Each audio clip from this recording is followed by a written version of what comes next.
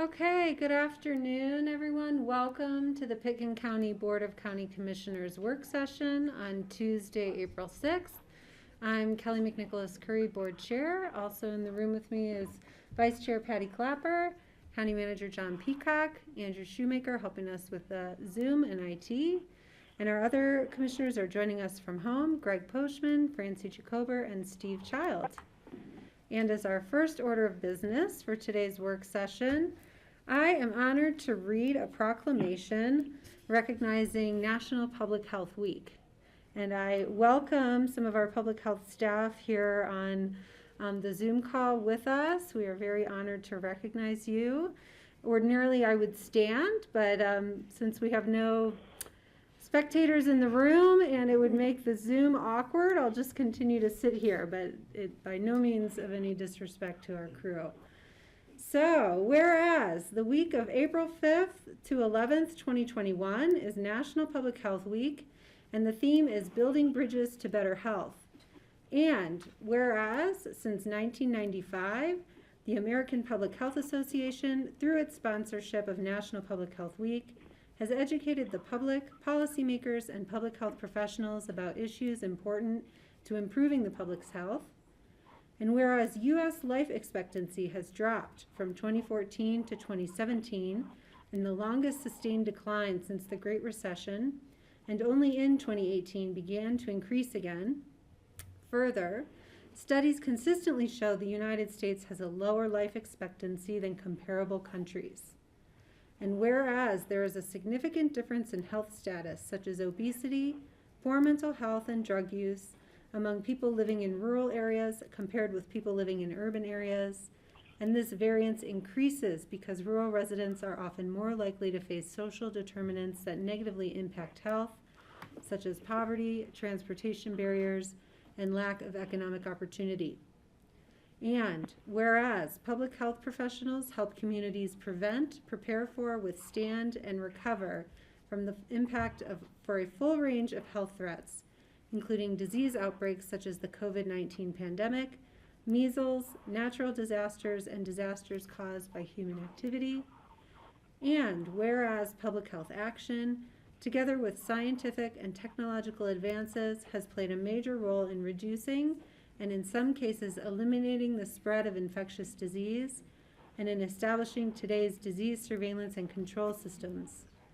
And whereas 6 in 10 U.S. adults have a chronic disease and 4 in 10 have 2 or more, and health risks such as alcoholism, obesity, and tobacco use are the primary reason for 7 of every 10 deaths annually in the United States.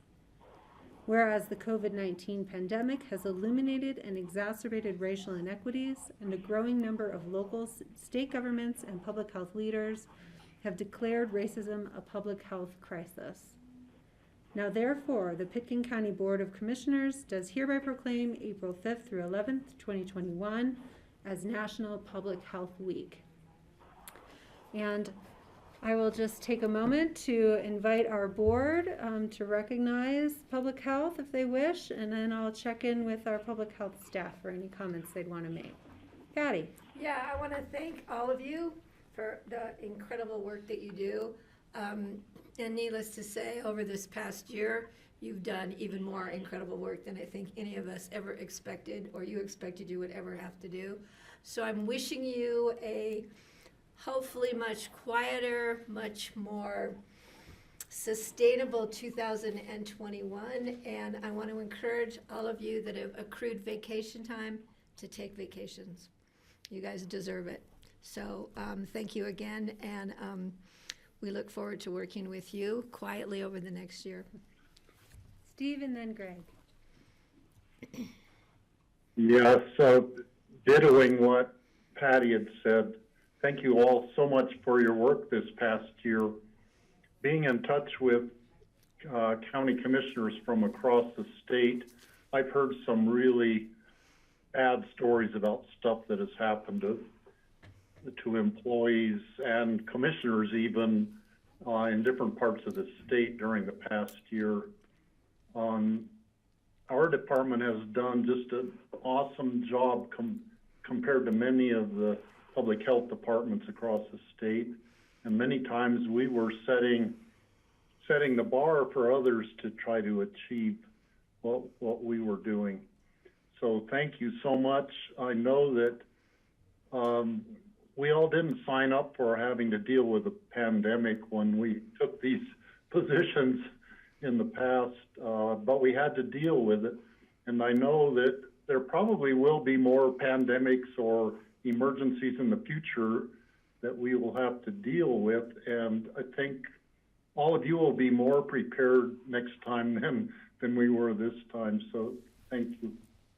Thank you, Steve. Greg?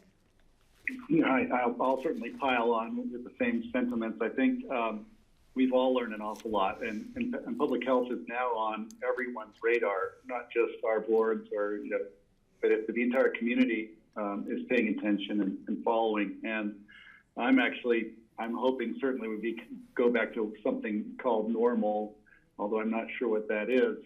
But also to get back and be able to focus on some of the things we were doing before the pandemic came in. And I know the mental health emergencies and opioid addiction and all those things are probably more grave now than they were before the pandemic. And the work is cut out.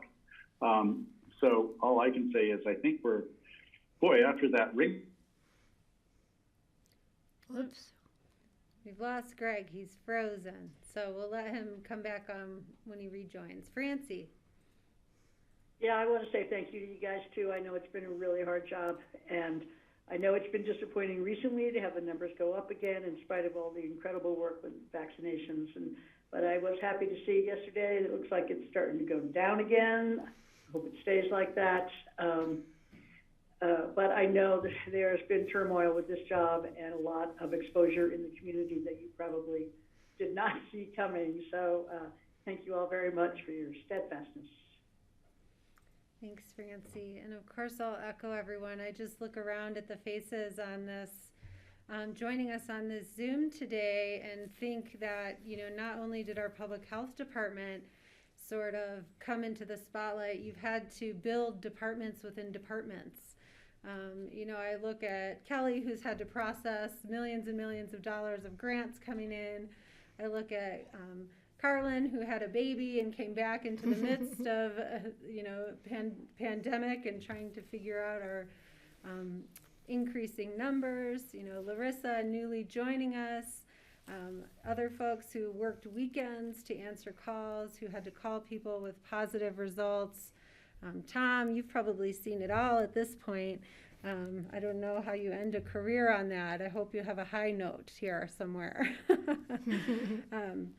So I'm just so grateful for you all. Jordana, you've stepped into some really big shoes with some really big expectations, and I think you filled them beautifully. We're very lucky to have you and the leadership that you've provided, because it's in no way been easy, and your work has had to touch sort of all realms of public health, all realms of our community. I do believe that our partnerships are stronger than ever. I hope those carry forward to solving some of the enduring problems of this crisis, and because I think our community is always better together, and that this has shown us all that. So I'm very grateful for you all. I echo Patty's sentiments. I hope you take some time and care for yourself, because you can't care for other people without caring for yourself first and importantly, and we encourage that. And so, Jordana, I'll welcome you if you want to invite, any staff to comment, or if you have anything you'd like to say, please do. Thank you, Kelly. I'll first open it up to see if there's any other public health staff who'd like to share anything.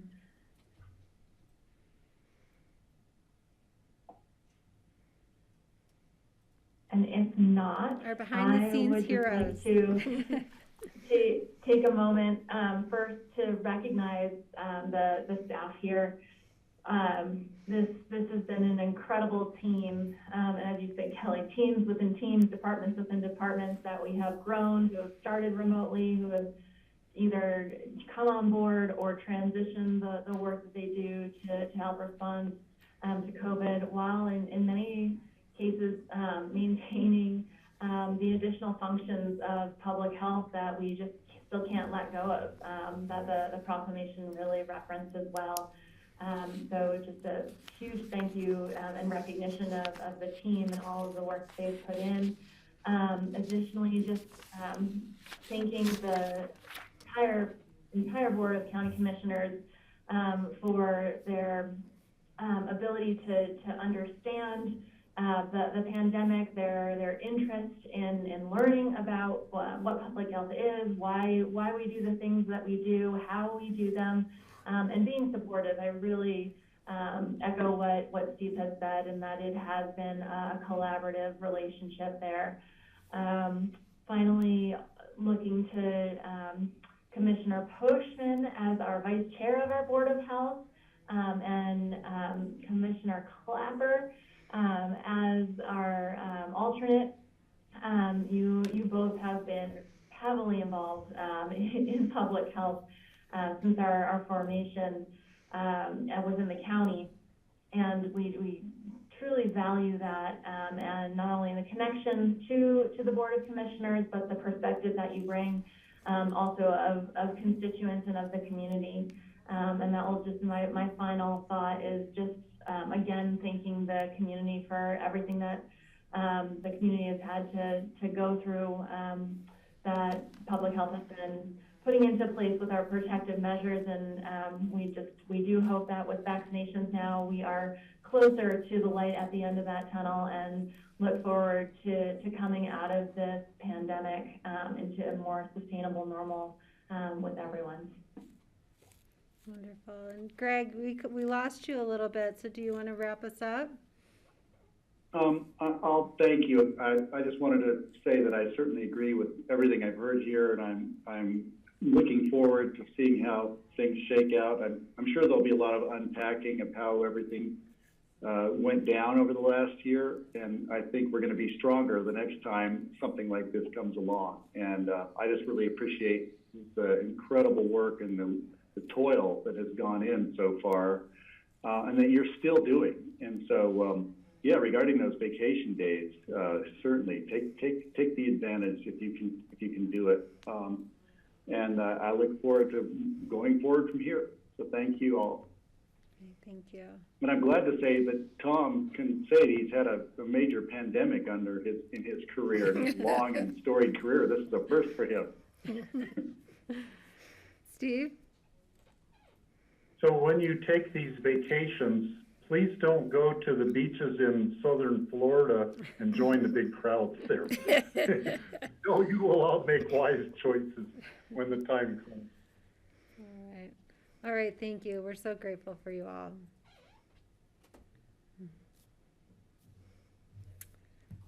Okay. And with that, we are going to move on to our next item on our agenda. It's a Aspen Chamber Resort Association, Aspen Snowmass Arts and Culture Impact Study. And we have some guests joining us today. I see Sarah Reynolds-Lasser. Hello, thank you. And please invite your team as you wish. Thank you so much. My name is Sarah Reynolds-Lasser. I'm Senior Director of Business Development with Aspen Chamber Resort Association, ACRA for the abbreviated version. I am joined today by Brian and David, and I'll just give a brief intro to the Aspen Snowmass Arts and Culture Impact Study and then introduce them to take over the formal presentation. So thank you so much to our county commissioners for taking time to hear from us today about this impact study. This study was conducted in partnership with ACRA, the City of Aspen, Snowmass Tourism, and 12 Aspen Snowmass Arts and Culture organizations. These partners wanted to measure the economic impact of arts and culture in our community and identified the need for an updated study and report.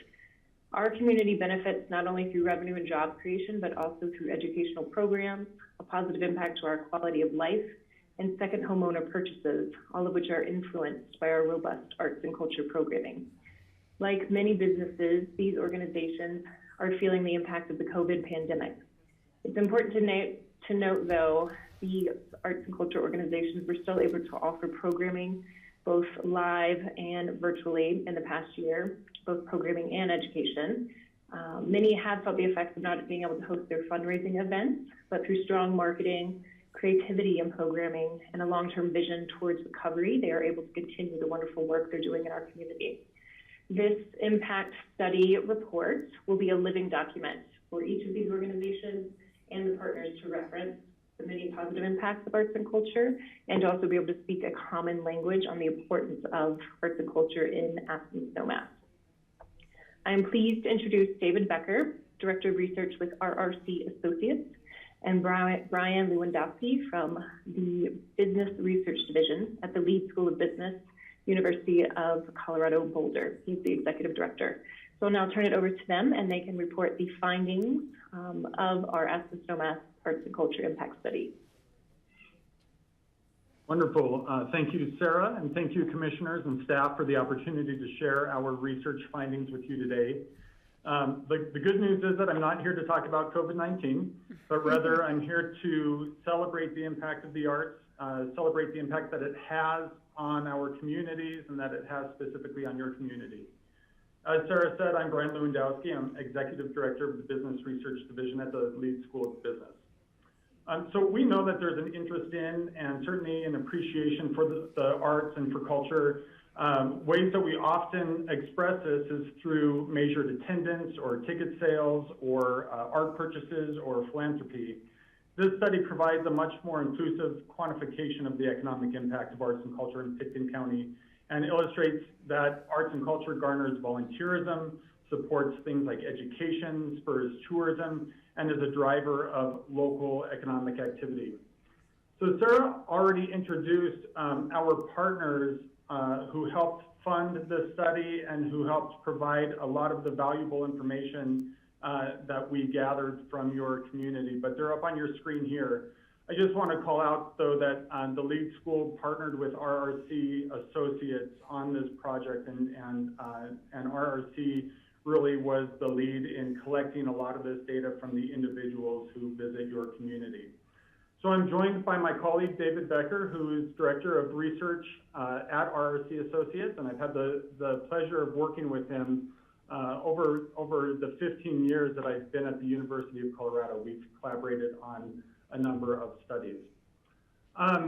So in our quest to holistically quantify the economic contributions of arts and culture on the local economy, fast forward one, we focus on 4 sources of impact. And I sort of view these as the building blocks of economic impact of the arts and culture.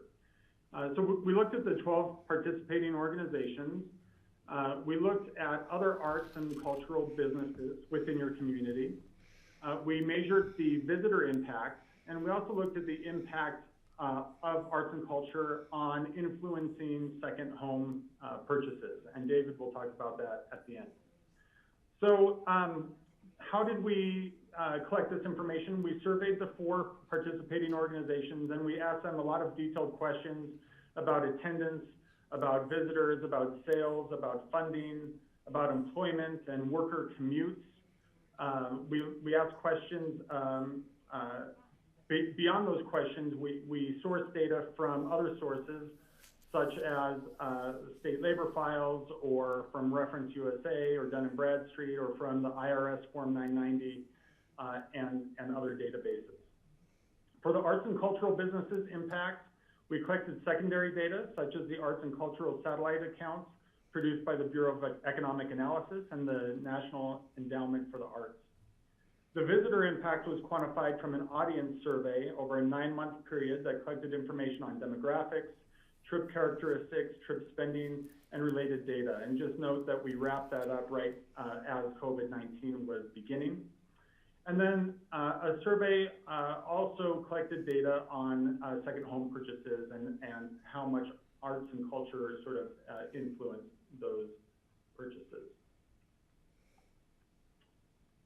Okay, so what did we find? Overall, we estimated that arts and culture contributed $451 million in output or sales to the local Pitkin County economy in 2019, adding $274 million to local GDP, or value added, those terms are synonymous, and directly employing or supporting 2,800 jobs and providing 167 million in income.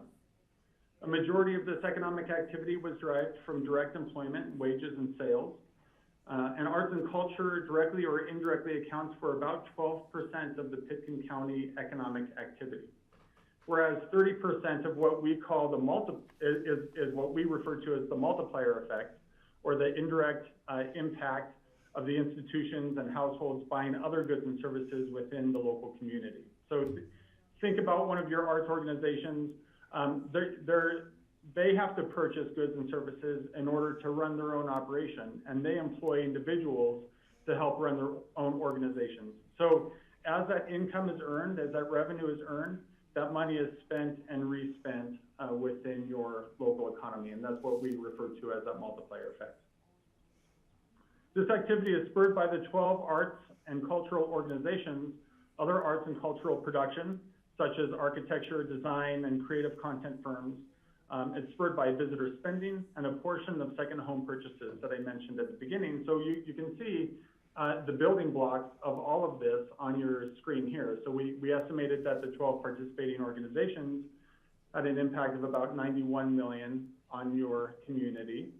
Other arts and cultural production totaled about 124 million. The audience trip spend added 68 million, and the second home purchases added 168 million in local economic activity. Okay, so delving into a little bit more detail, I want to discuss what we learned from the survey of participating organizations.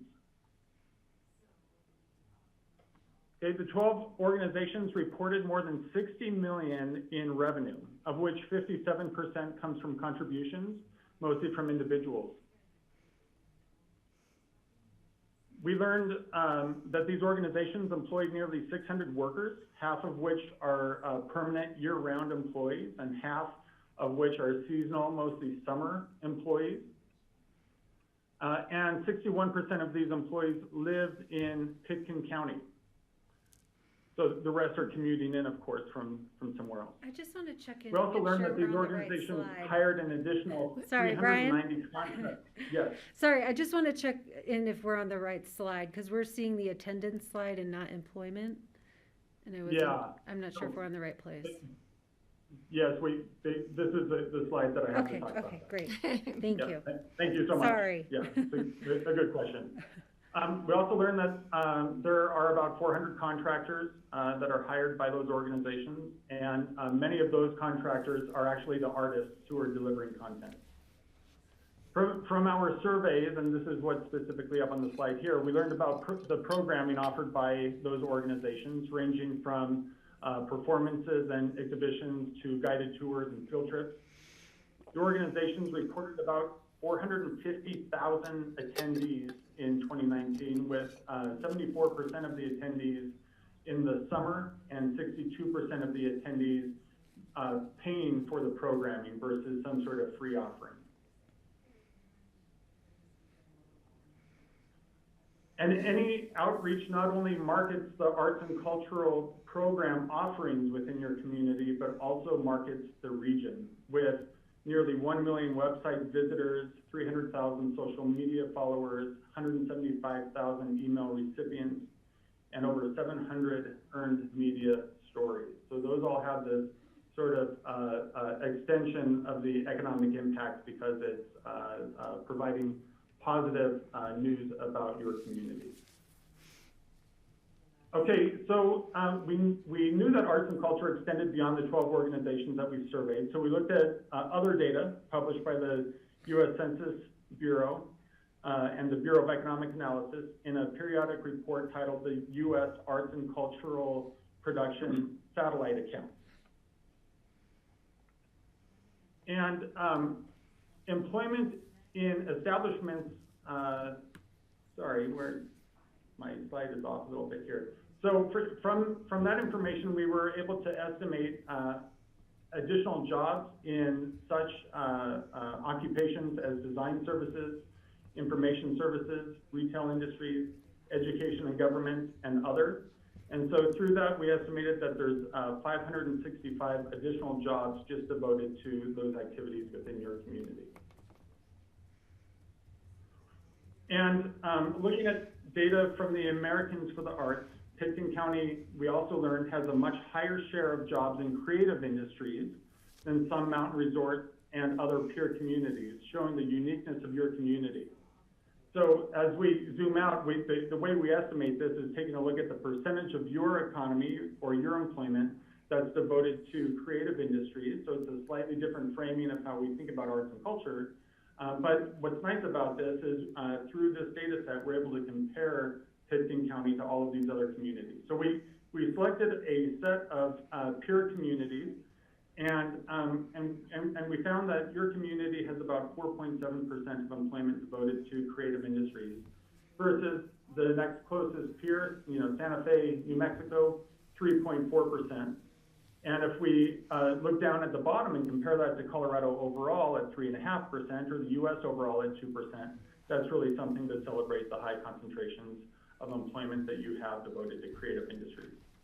Now, we did look at some other communities like Los Angeles or New York City or even Douglas County, Colorado, and those areas have a higher concentration. But if we think about what those communities are known for, if it's movie production or advertising production, or in Douglas County's case, it's the telecommunications industry, that's what drives some of those communities higher than Pitkin County.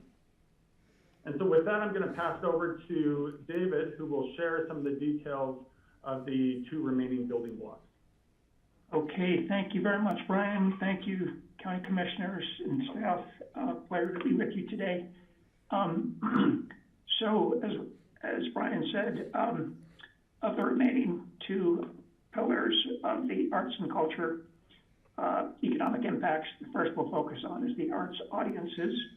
If we move on to the next slide, and just a few highlights regarding arts audiences and sort of the consumers of all the art that was produced that Brian talked about. In terms of the audiences, you can see that overall there's a pretty broad mix between local residents at just under half of attendees of the 12 organizations. Visitors comprise a slight majority at 56%. Of those locals, you can see that just over a quarter are full-time residents of Aspen and Snowmass, another 15% down Valley. And then on the visitor side, you can see it's primarily composed of a mix of visitors and overnight trips, and then a very significant slice of second homeowners. Next slide.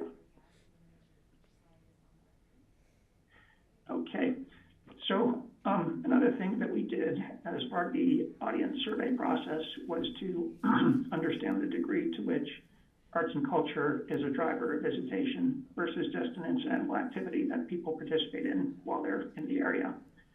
So we asked on this 0 to 10 scale, how important was the event or organization in your decision to visit? And then you can see in the bottom row where the arrow is, the average response was about 5.4, indicating for the average arts attendee that programming accounted for about half of their motivation to visit Aspen and Snowmass. Next slide. So we also asked people how much they spent in conjunction with their visits to Aspen and Snowmass. And you can see in the first numerical column, total attendee spend totaled approximately just under $92 million, spread across multiple sectors led by lodging and restaurants, bars, and food concessions. So in aggregate, attendees at the 12 organizations spent approximately $92 million in 2019, spreading over to 2020. Then the last column to the right shows just that share of that spend, which we can credit to arts and cultural organizations and specifically their programming. So that factors in the results we saw from the previous slide of the incremental impact of arts and culture. So roughly $54 million in visitor spend occurred in Pitkin County as a result of arts and culture. Next slide. So one other thing we can look at is grand total spend associated with attendance at arts and cultural organizations. You can see in that 2019 column, the organization spent approximately $61 million to put on their programming, and then the audiences combined spent approximately $92 million for a grand total of $152 million in total spending associated with arts and cultural events.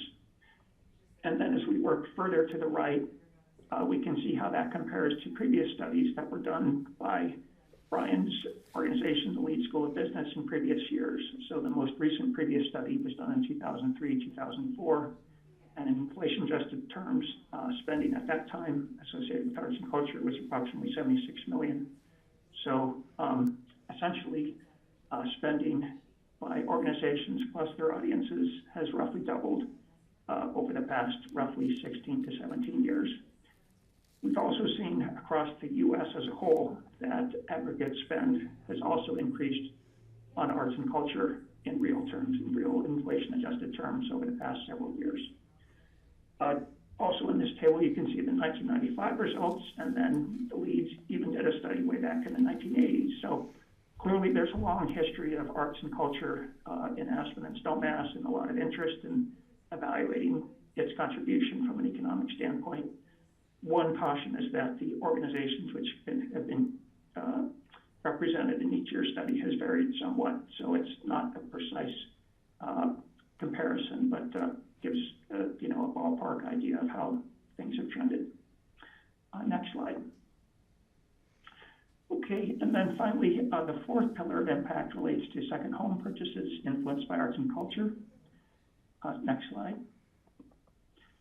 So there's approximately 5,000 second homes in Pitkin County, according to the U.S. Census Bureau, and that represents about 35% of the housing stock. According to the Colorado State Demography Office, there's about 2,000 jobs associated with second home construction, upkeep, and sales.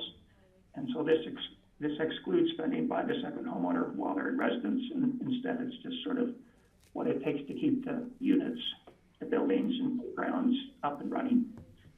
And so we can see that with 2,000 jobs for 5,000 homes, that's about 0.4 jobs supported per second home.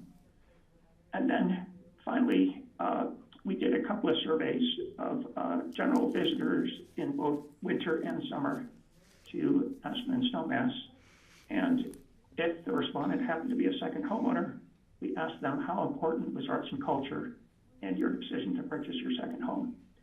And what they told us, and we asked that on a 0 to 10 scale, what they told us was it was about 50% of the motivation.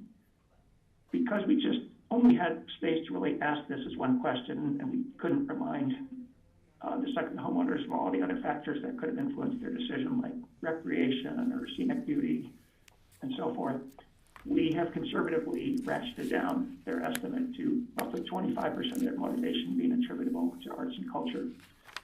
So 25% of that, roughly 2,000 jobs, means about 510 direct jobs directly supported by arts and culture in the realm of second homes.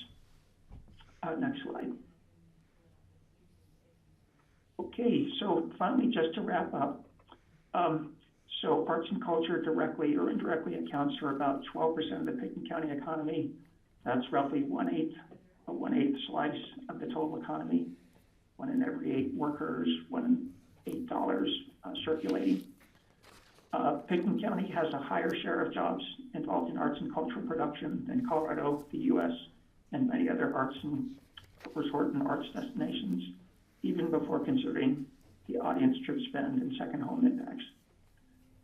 Pitkin County's arts and culture nonprofits economic impact has roughly doubled over the past 16, 17 years, and the participating organizations provide very extensive offerings, especially in the summer. There's a lot going on and a lot of people in attendance.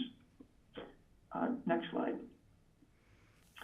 And then above and beyond these quantified economic impacts, there's a variety of additional, more qualitative types of impacts. The marketing reach generated by the respective organizations, which helps promote the broader community. In-school experiences collectively, the 12 organizations provided 13,000 hours of contact time in local schools in 2019. The 12 organizations collectively provide a variety of volunteer and board opportunities. And then there's a wide variety of other economic and community impacts, which are generally noted in the arts and culture literature. And presumably many of these also apply in Pitkin County, such as employee recruitment. Businesses say they find it easier to recruit employees if there's a lively arts and cultural scene. Stimulation of creativity, resulting in better job performance where jobs require an element of creativity. Better student academic performance, improved social cohesion, enhancement of the image and identity of the community, and improved individual well-being. So with that, again, thank you for the opportunity to share some of these key findings with you, and happy to discuss if there's any questions or comments. All right, I look to the board. Greg. Well, thank you for this. This is fascinating and extremely valuable. So Sarah and Akra, thanks for bringing it. David and Brian, so glad you guys are here doing this work. This is all pre-COVID info, and it's great to see it. It'll be interesting to see how soon we bounce back, so to speak. But I have noticed in the last year, the dearth of arts and culture through COVID really changed the nature of our town, in my opinion, as an observer and a lifelong participant in arts and culture in Aspen. I think it's shaped my life and my reason for being here. And to not have this year, this year was really profound for me. And my biggest worry is that we make sure that we get it back, and we get back on our horse with the arts and cultural programming and do what we can to support it, because that really is what makes our community unique. And you've just demonstrated that very clearly. So thank you. But I'm just wondering, any projections on your part regarding recovery from basically the shutdown we saw last summer, and perhaps even the very slow rollout we're going to see this summer? I mean, I can speak to some of that, and maybe Sarah might have additional insight from the organizations. But so yeah, there's certainly optimism in the travel industry about with increased vaccinations and greater comfort that tourism is on its way back. Arts audiences in particular tend to be somewhat older than the average visitor, more women, and that the older segment in particular is probably more cautious about traveling during COVID. So, but fortunately they're often, many of the first to be vaccinated. So, I guess it remains to be seen. But I think, from the organization standpoint, my sense is that they're eager to sort of re-engage. And Sarah, if you've got additional thoughts. Yes, just to share, there is definitely intent and optimism with our arts and cultural organizations. So many of them were still able to provide programming last year, which I think is important to note, how resilient they were, how flexible they were, recognizing the importance of being able to offer programming in person as much as possible, and then, of course, virtual offerings. And they are looking to return to pre-COVID offerings as much as possible. So there's a significant desire from our arts and cultural programs and organizations to get back to what we had before COVID. Not that we'll be able to get there right away, but they're certainly doing the best they can under the current restrictions and guidelines to do so. Patty. Yeah, thank you. And Sarah, I'm going to offer this. You and I should probably talk. This might be an important presentation to try and get on an agenda for Northwest COG's Economic Development District. I don't know if you've talked to Rachel over there, but why don't you and I connect, and we'll see if we can't get a presentation at an upcoming meeting. I think people would be interested in seeing this, and I'd be very proud to have them see it. So that's the first thing. The other thing is, I know that Alan Fletcher has brought up at our chamber meetings what they learned this past year with offering their online music programming, that they reached out to a whole new sector of audience, which is international, And the hope is that when COVID is resolved and people are back to traveling, that those people will now come see in person what they've been able to view online. And the virtual experience, they said, was amazing. And I know that there's a lot of really creative arts that have come out of the pandemic as to how they could do presentations, like the music school, or music festival school, are looking at now doing a traveling van. It's a musical van that will travel to events, and you can rent them for your backyard barbecue for a 20-minute show. And so I think that we have a lot of, obviously very creative people in the arts and culture industry. And I think we've learned a lot of good things through COVID. So I think we're excited about that, what's being shared at ACRA from those entities that sit on the ACRA board. I think it's been great. So again, thank you for your presentation, and I look forward to seeing it again soon, hopefully with Northwest COG. Great, thank you. And I'll just jump in here. I know seeing some of those photos just had the visceral reaction of like, oh, I just can't wait to get back to that, and I really think Belly Up should be selling like Blind Faith tickets, because I'll buy them regardless of who's playing. But I do just have a question about the study, because there are other arts and culture organizations that weren't part of this, and I guess I'm just thinking more of the private sector stuff, like Belly Up, like some of our galleries. Can you talk about, why they were excluded, or what their inclusion, if their inclusion would have told anything different? We did include them as part of the, I'm trying to remember the term, additional arts and cultural production category. So for example, art galleries, Belly Up as a performance venue, Pitkin County Library. There's a variety of different sort of additional organizations which fell into that bucket. Okay. So, yeah, and in terms of their participation, we did talk with Belly Up directly, and that was a conversation that Sarah helped arrange, and, they did provide some anecdotal feedback, but I think, I can't recall their specific reason for not exactly participating with the same methodology, but I think we felt that we could get a decent handle on visitation of them. And in fact, as part of our other research, not just the audience surveys at the organizations, but other research we do with ACRA, a lot of people do mention Belly Up as a venue that they attend during their trips. Mm-hmm. Okay. And David, can you share which data you pull from for that for-profit arts and cultural organizations and businesses?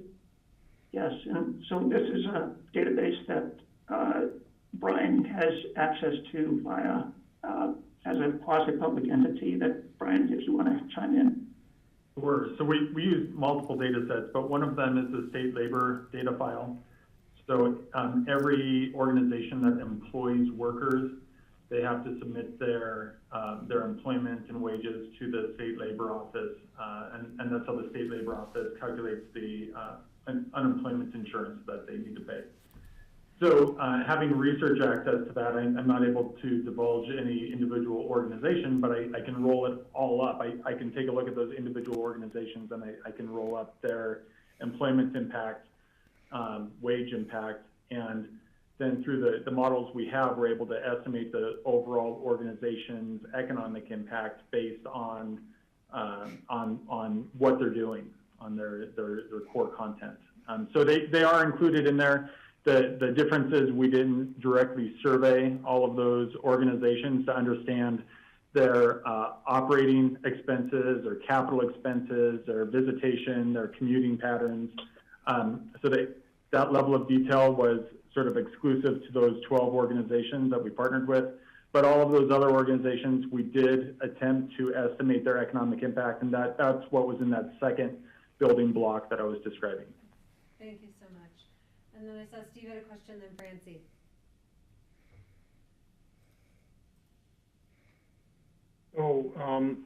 I think that there probably is a much larger economic impact from the arts in Aspen. Many people come here, they love coming to Aspen. They might be coming for the recreational aspects, the nice weather, various things, the restaurants, whatever. But part of being in Aspen is being on the mall and hearing musicians playing music, like the bassoon quintet that I stood and listened to one day. They might go to the music tent and sit on the lawn. They might never go, buy a ticket and go inside, so they're not counted on what you are counting, but people are still getting the benefit of these activities of the different groups. They read the articles in the paper about the Aspen Ideas Fest, or they listen on the radio, all sorts of other ways you can participate. And that's part of being in Aspen, and that brings more people to Aspen than walk through the doors of the different venues. So I think, it'd probably be impossible to measure the total economic impact, but I think it's greater than the number you came up with. So thank you for the information. It's really informational and interesting to see.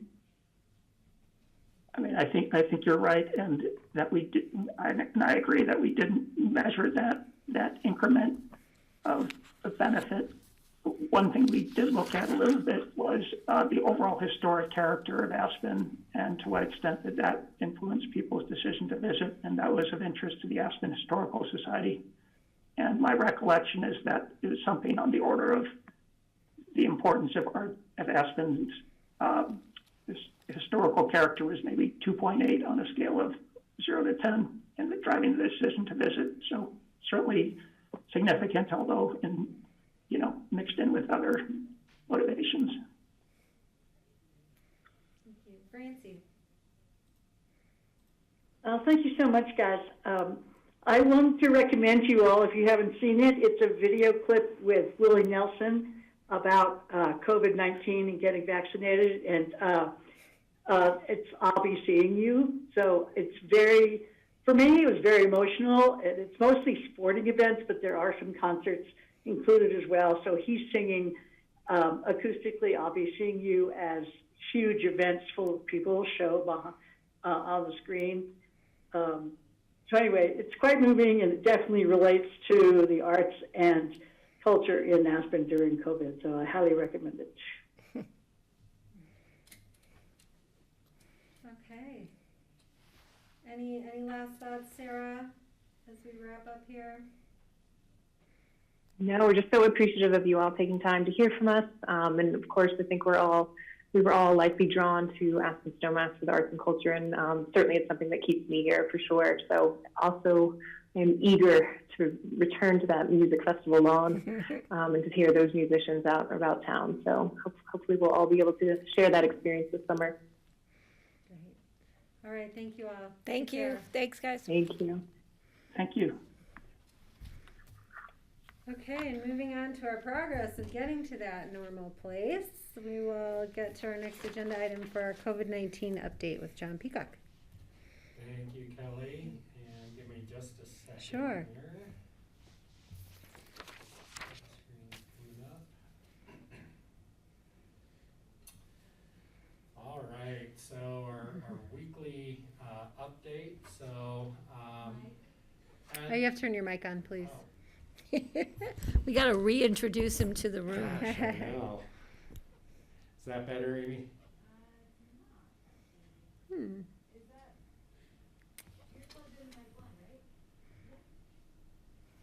Looks on.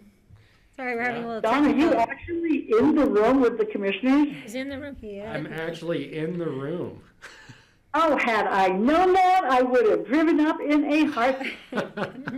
I know, I almost forgot how to get here, but I found it. Is he And you on? missed carrot cake, Francie. I know, and carrot cake. It was a bad day to miss. Amy, is that working? Yeah, when you You're good. Okay. Okay. might have been why it was. All right. So, go over the metrics, give a vaccination update.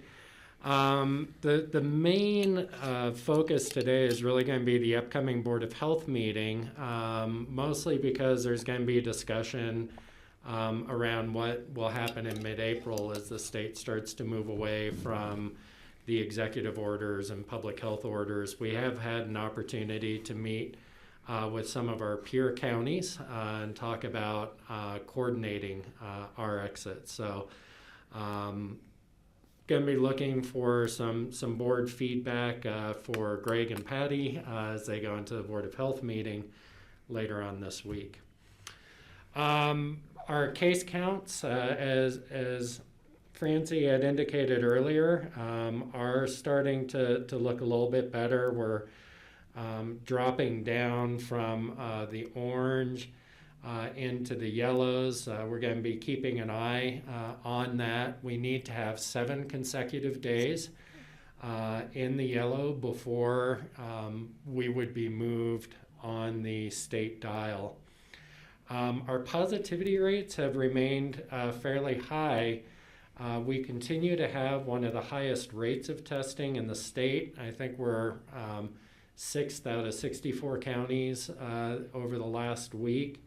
But our positivity numbers are also staying high. I would note, though, that testing rates have been dropping across the state, including in Pickens County, where there's just not quite as much testing happening, which is part of what's driving positivity rates a little bit higher. Variants, we're still tracking. There's a significant lag, of course, in the variants. You can see the single gene targeting failure, SGTF, I believe is at 71. That is an indicator that a test may have a variant, and then it goes through a gene sequencing where it gets placed. Right now we're running a few weeks behind, but we're really considered to have probably a significant spread or presence of variants in Pickens County. The issue, of course, is that they tend to be more transmissible, especially among younger folks, and there's still research going on as far as the short and long-term health impact differences. John, just a quick question on this. Will Public Health start putting up variant data? So, on the webpage? Yeah. We can certainly look at putting the same kind of data up. It'd be helpful for me. I go to look for it and then realize it's not there.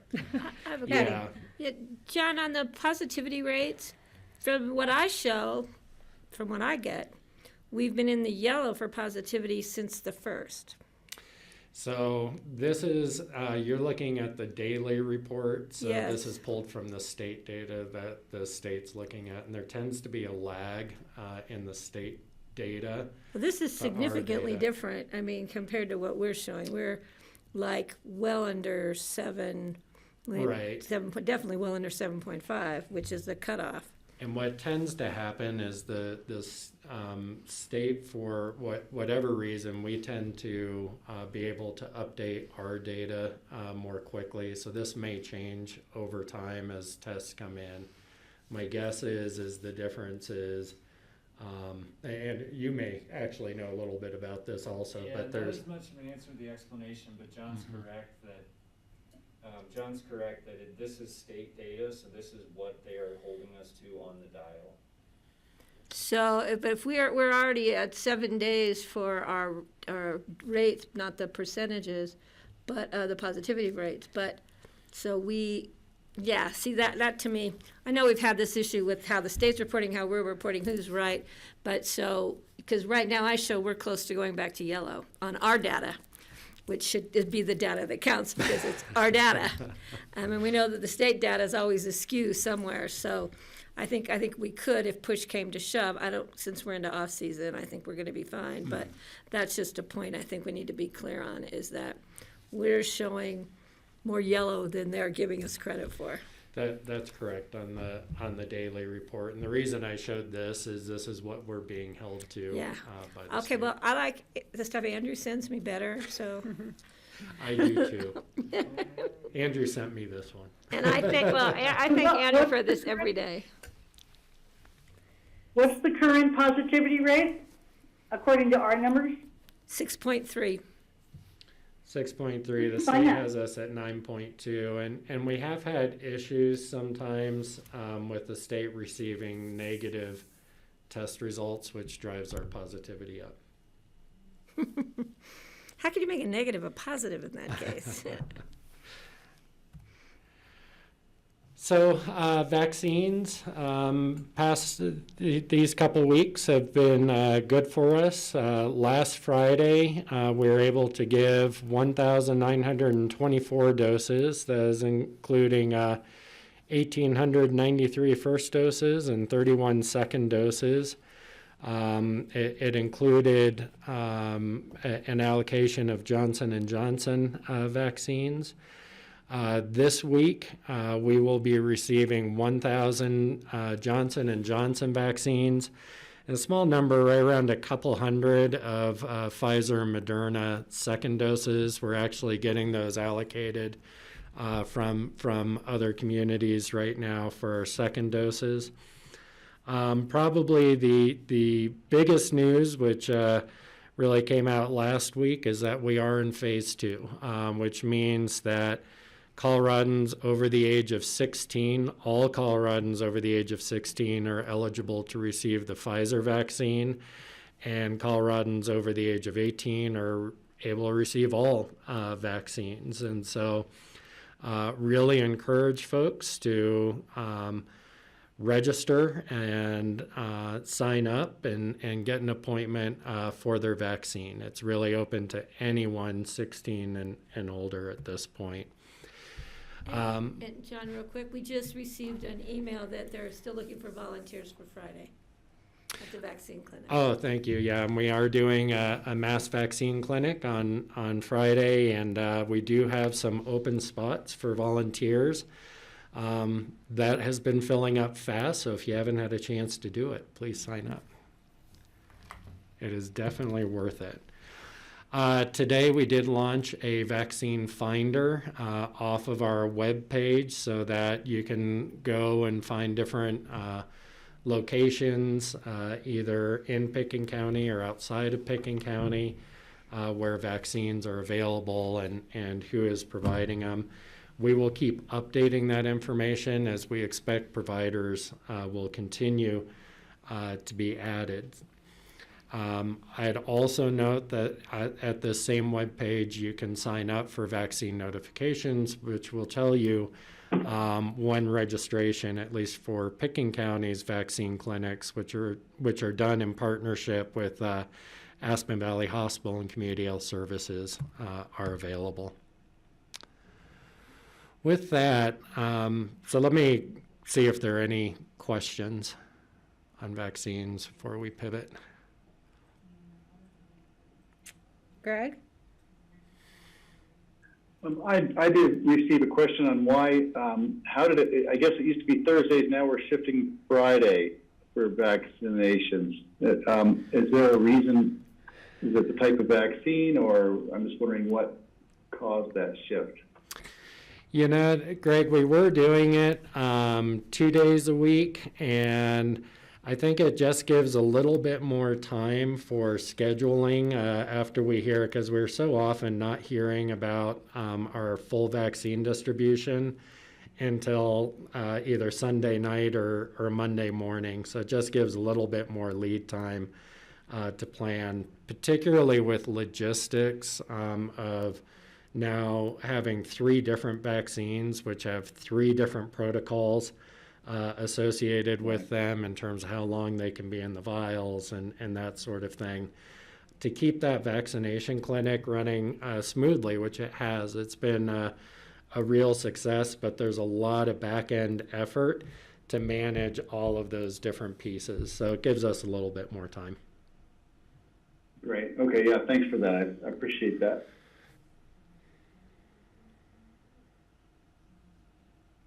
Any other questions before? I don't see any. Okay, you saw this slide last time, but just want to walk you through the state had issued a timeline to start changing its executive orders and requirements. And really, we've come through. We've just gotten past the state did issue for another 30 days a modified mask order. It significantly lessens the masking requirements for those counties that qualify to be in the blue level on the dial. It added quite a few of not necessarily restrictions, but criteria around masking for counties over blue level. In essence, our masking requirement, our local public health order, covers the state requirements plus some. So, we're able to stick with our local public health order. The bigger question coming up is this devolution of the existing public health order. And that is anticipated to come out on Friday, April 16th.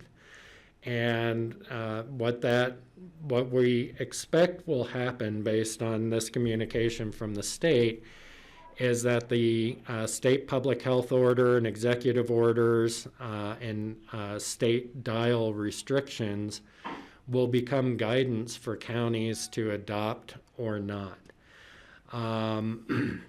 There will also likely continue to be some restrictions on indoor unseated mass gatherings, which I'll talk about in a little bit. So in terms of the indoor mass gatherings, we expect that the state will issue guidance that those are limited to a 50% capacity, not to exceed 500 people indoors. And the state has indicated there will be some kind of snapback provision. We still don't know exactly what that is, but what they've communicated is that there will be a metric associated with local hospital capacity, and if it exceeds a threshold, that there would be a snapback to the dial level restrictions. The specifics of that we don't have yet, but we're expecting that the state will put that out. We did have a meeting with a number, I believe we had 12 rural resort communities, including local public health directors and managers, meet to discuss, does the April 16th cutoff make sense? Are any of the communities considering sticking with the dial? Are they looking at doing something else? Is there a way for us to be coordinated in our rural resort communities to have a phased and coordinated unwinding, really, of the public health orders? And there's really two things that were driving that discussion. One, rural resort communities in general, very much including Pickens County, are experiencing higher incidence rates than many smaller rural counties in the state. And we're seeing those higher rates of variance. And so our numbers aren't quite there yet where all of the entities necessarily would walk away from the dial, but we also want it to be consistent as much as possible. And so through the discussion, it was a fairly high-level discussion. A number of recommendations came out that we'll be presenting and discussing with the Board of Health this week. Kelly, Yeah. can I ask a question on Sure. that slide before? On the variance, you had mentioned that we are one of only a few counties in the state actually testing for variance. So I think it'd be interesting to know what other rural resort communities are. If we're saying they have higher rates of COVID variants, I'd like to see what the data from what those communities are and what variants they're seeing if we're using them as a comparison. Also, what are the testing rates in general for other resort communities? I mean, we're testing really high, and maybe they're testing really low, so they're experiencing we're experiencing higher incident rates than they are, but what are their testing numbers? Yeah, so we can get those. I don't think that have would be those. interesting information for discussion. Yeah, I think our especially our I-70 corridor counties and such all are fairly high or on the higher range of testing right now. I think we've been submitting more samples and we've been doing it earlier for the variants. So we might have detected more of those. But we can say even just our basic incidence rates, and you're right, Patty, testing rates are different. There are differences. It's not consistent across the state, but in general, incidence rates in our rural resort communities have been higher. I just heard this morning from Summit Route and Gunnison that are all getting moved up by CDPHE. Into orange? Or down to Gunnison's in green, so they'll go to yellow. Oh. The others will go to orange. So it'd be just interesting, and especially, I don't know if we're considering Garfield County a rural resort community, but since they are in our valley, it'd be interesting to see what their testing and variant rates are. Mm-hmm. I think just, because those, they so directly impact our rates. If their rates are high, their testing is low and their rates are low, then, but their people coming up here are high, I mean, so, yeah. Yeah, and that's one of the challenges when we do a hot wash with the state is that lack of consistency. That's where local control is more challenging because you don't get consistent Especially if we want to have metrics. the partnership with Garfield and Eagle, be nice to be able to do the comparison of the data. Yep. Thank you. So some common areas of common ground that was found for at least recommendations, and the discussion remained at a fairly high level, so there's still details that need to be worked out. There's obviously a lot of different communities and a lot of different situations and such, but generally there was some agreement that for at least a number of the rural resort communities, maintaining the current dial restrictions through May. And May 27th was thrown out as a specific date just prior to Memorial Day weekend, would provide some protections. It'd be a combination of the off-season lull in activity where we expect a lot of our mobility of our community and such will decrease. There's just going to be less activity, less visitors. We expect to see continued increases in vaccination rates, that will bring our numbers way down. Post May 27th, then it was recommended that rural resort communities move to a common set of protective measures, but start moving away from dial capacity limits. And so the protective measures that we'd expect to be in place going into the summer, looking at common masking requirements, probably pretty similar to what we currently have in place. Not all counties have those local public health orders in place with those requirements. Having requirements around social distancing in households still requiring event safety plans to ensure that protective measures are being implemented as required. The big change, though, would be to move away from capacity limits that are currently in the dial, with the exception of if the state obviously imposes any, that would not necessarily be voluntary. And so in indoor spaces, of course, if you have social distancing requirements, that creates a capacity limit indoors, but summer, you can move a lot more activity outdoors. And so not having a capacity limit or a cap, but keeping the protective measures around masking and social distancing requirements. Similar with transit, that there would still be at least guidelines around protective measures, like masks. That's currently caught, frankly, under the federal mask mandate also because of federal funding for mass transit.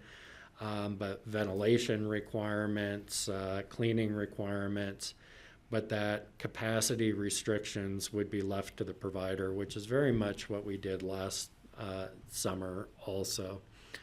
So it's really about, as we get more vaccines, as our numbers presumably drop, that we maintain some protective measures in place, but start to unwind some of these capacity restrictions that have been so difficult for employment and other factors impacting.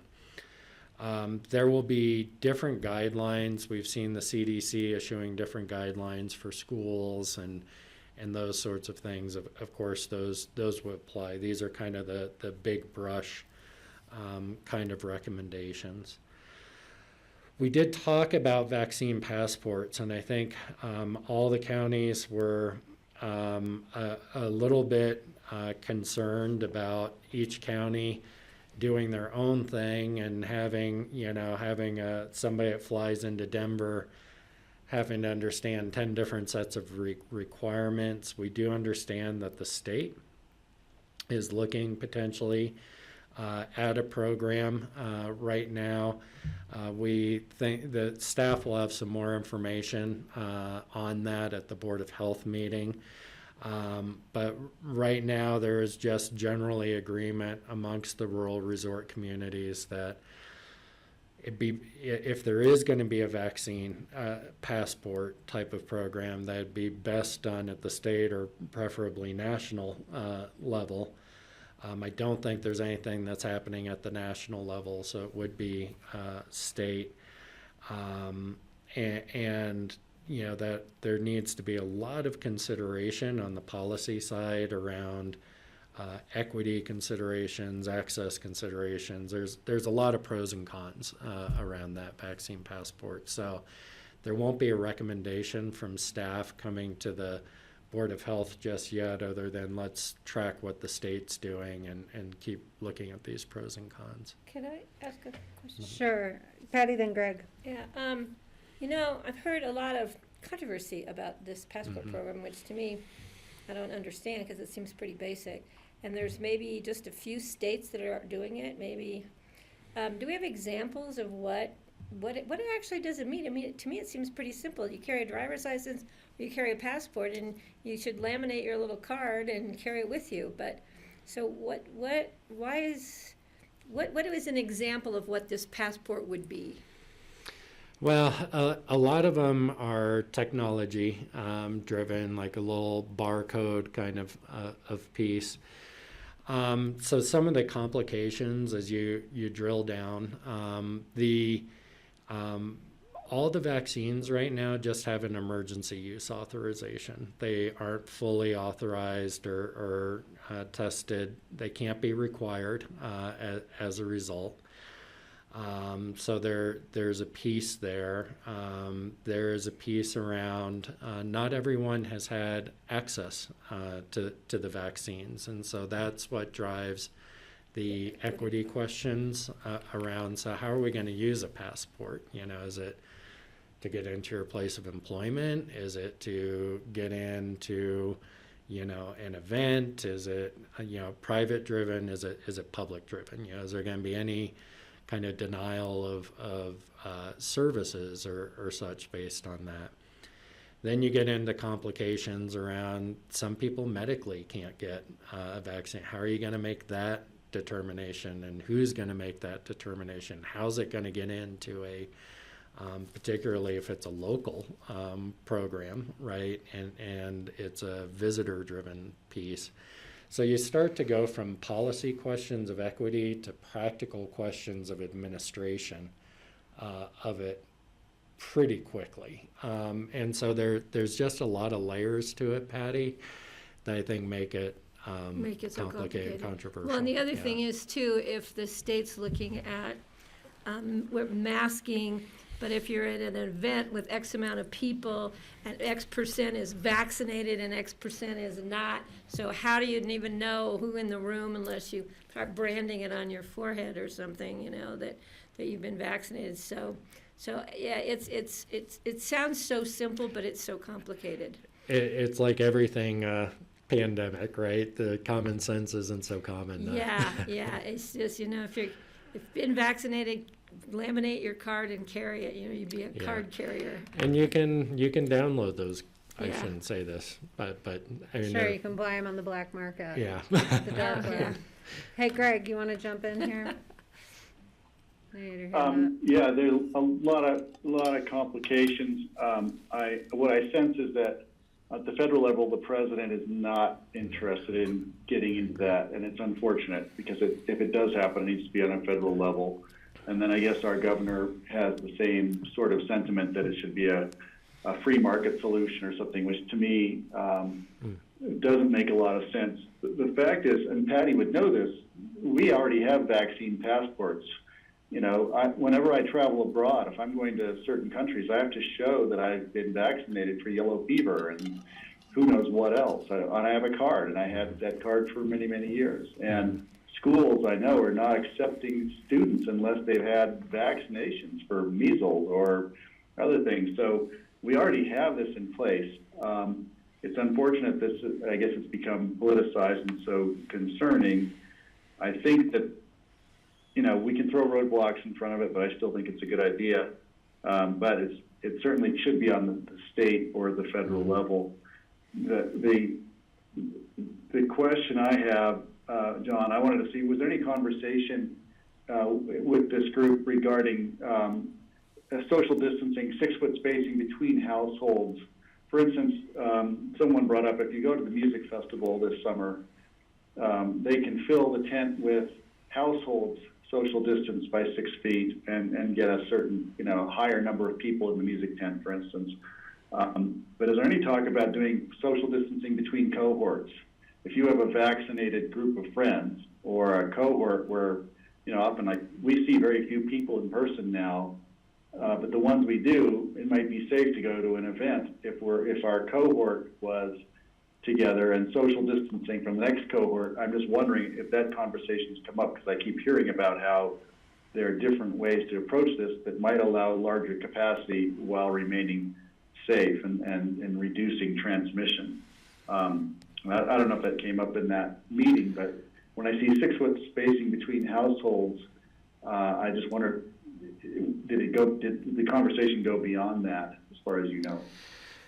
Not at this point, Greg, but I want to get to that last bullet point at some point, because obviously at some point there needs to be a further unwinding, and, you know, what do we base that on? And so, and how comfortable are we going to be that, you know, allowing folks to determine their own cohorts or households? Frankly, we're not checking IDs at this point, right? On this stuff, and so it just the more you open it up, you know, the more you're just depending on folks to act as they should and not, you know, not create a situation where the virus can spread. And so the social distancing, again, all of these are kind of examples right now, Greg, so I think they're open to discussion. I think what everyone acknowledged too is that at some point we're probably going to have to move away from all of these being required and to them being kind of best practice or guideline or such. And so and this is where we didn't reach agreement yet, but I think would be further discussion is, are there a set of metrics where we start to walk away from all of these as requirements and instead just say this is good advice for you to protect yourself? And so looking at whether it's a vaccination rate kind of metric or you know, something that would indicate we've actually achieved some level of community protection and it's reasonable to open back up. to risk, and that's going to require more conversation. So I think, Greg, I'm getting to that cohort or maybe reducing the social distancing. We don't have agreement or recommendation for the Board of Health on that yet, other than say we think we could identify a metric, whether it's vaccine rates or something, Right. where we say it's time to unwind that too. So can You know, there was if I could follow up, there was Greg, a then radio Francie, then show Patty. this morning, actually, about vaccine passports. And just the name vaccine passport could be a restriction or an inhibitor. And like they wish that had been called something else. You know, if you could create an incentive with it, if the vaccine card you had was an all-access pass or the backstage pass or the locals pass, you know, it might become an incentive for people rather than something they're afraid of. So I certainly would advocate for it, and I think it'll take advocacy on all our parts with the state if we want the state actually to move in any direction. Thanks. Francie and then Patty. Yeah, I'm good. I was just going to ask John. Did you call on me? Yes. Oh, yeah, I was wondering the same thing because the CDC has now published that people who are vaccinated can get together without social distancing inside without masks. It still says in private settings, Right. but there's going to be some point at which we have to stop, you know. Right. And I'm just wondering what our vaccination percentage is in our county right now. Do we have that? We are still working to get the data, like for our residents that have been vaccinated in other counties, and you know how we're counting. We're having, frankly, I think a challenge with both the numerator and denominator on that. We are getting vaccines in arms as quickly as we get them. But we know our population is greater than our census population, right? And so using the percentage of vaccines on our census population probably doesn't give us a real sense of how protective it is. You know, so are we at 18,000 or 40,000? That's a significant question that we need to answer. And then we are still looking for good data about the number of our residents. We know how many of our residents we've vaccinated, you know, but I would say that we're probably closer to about a quarter right now. I think if you looked at it based on census, it would, you know, be closer to, you know, 30 or 40%. So, How many people have we vaccinated who say they live in Pickens County? What's the number? if you look on our website right now, it's going to show that we've got 10. Here, do you have those numbers?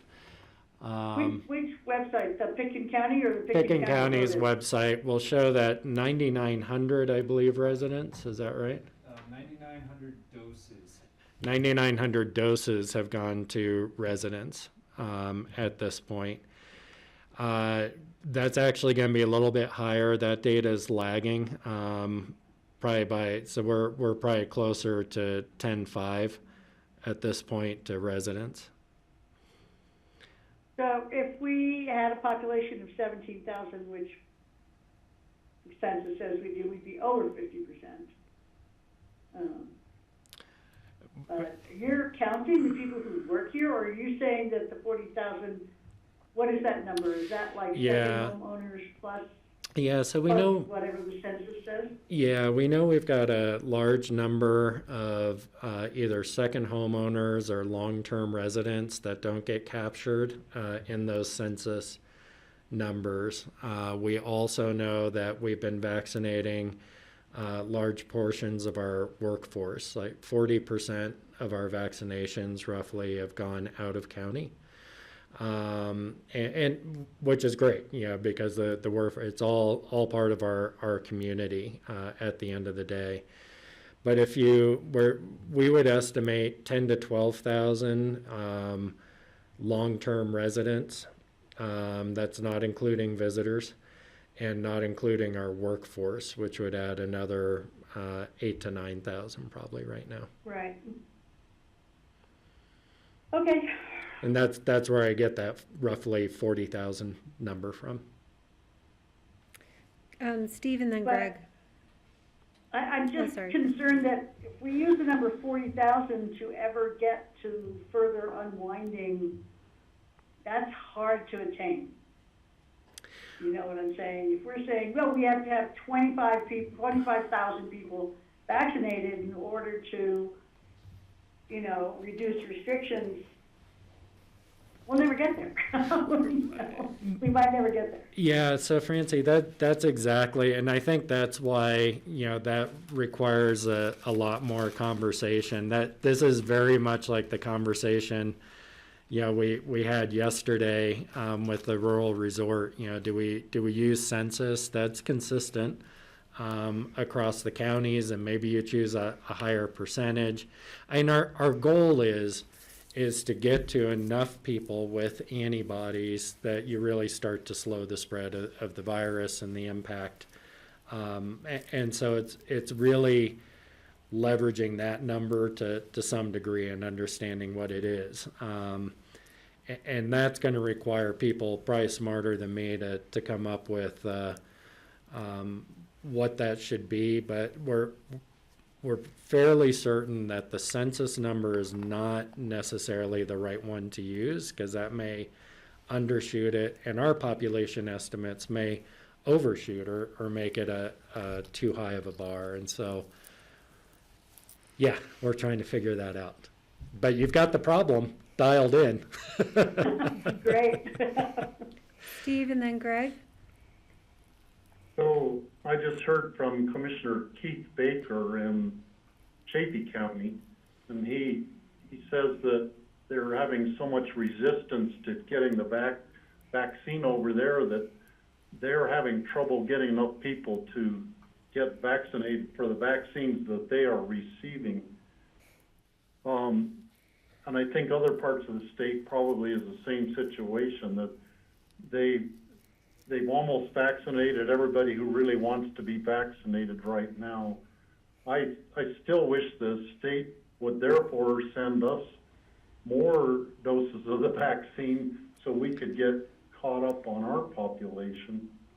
Sooner or later, all of a sudden, we're gonna be at a point where we're gonna have trouble finding people to get our vaccines that we have available. Mm-hmm. It'll probably happen just like between 1 week and the next, the situation will change. What are we going to do at that point? I mean, I realize we would order fewer doses from the state, but I think it's an issue the whole state and the whole country has to deal with. Maybe at that point we need to start sending vaccine to other poorer countries that don't have access to enough doses for their own population.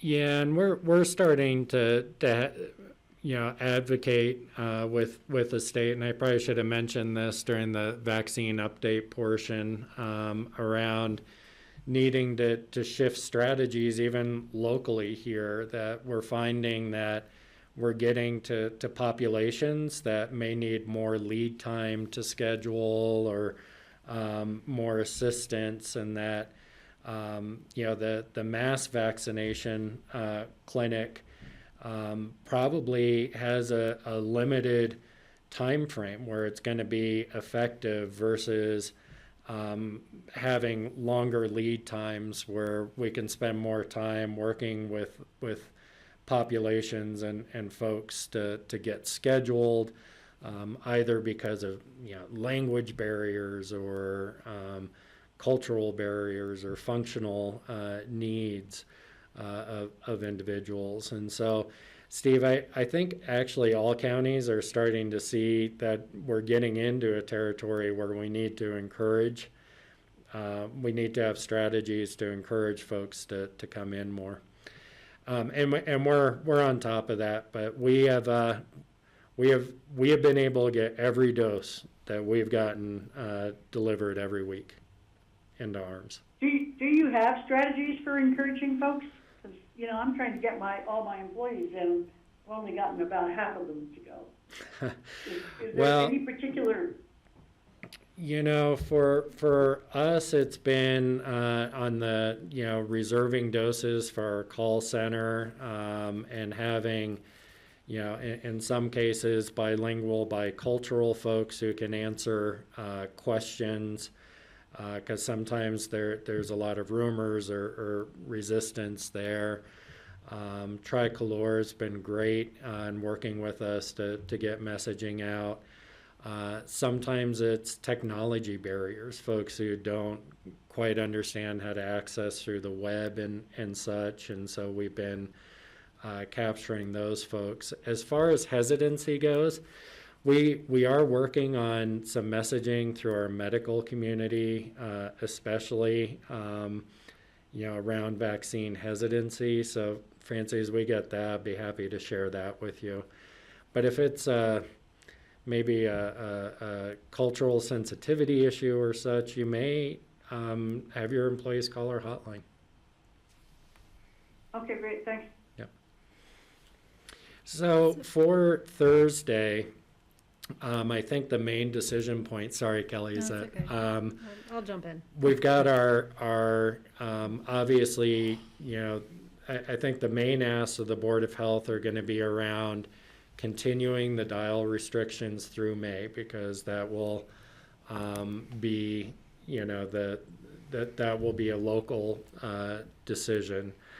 And then looking at pivoting to moving away from capacity restrictions and such, and just going with protective measures as we go into the summer. Those are probably going to be the most kind of specific kind of questions and guidance. There will be a discussion about vaccine passports, but there's not necessarily going to be a recommendation on the table, as well as the further unwinding. And so that would be the discussion to make sure Greg and Patty, as they're participating in that conversation, have some direction.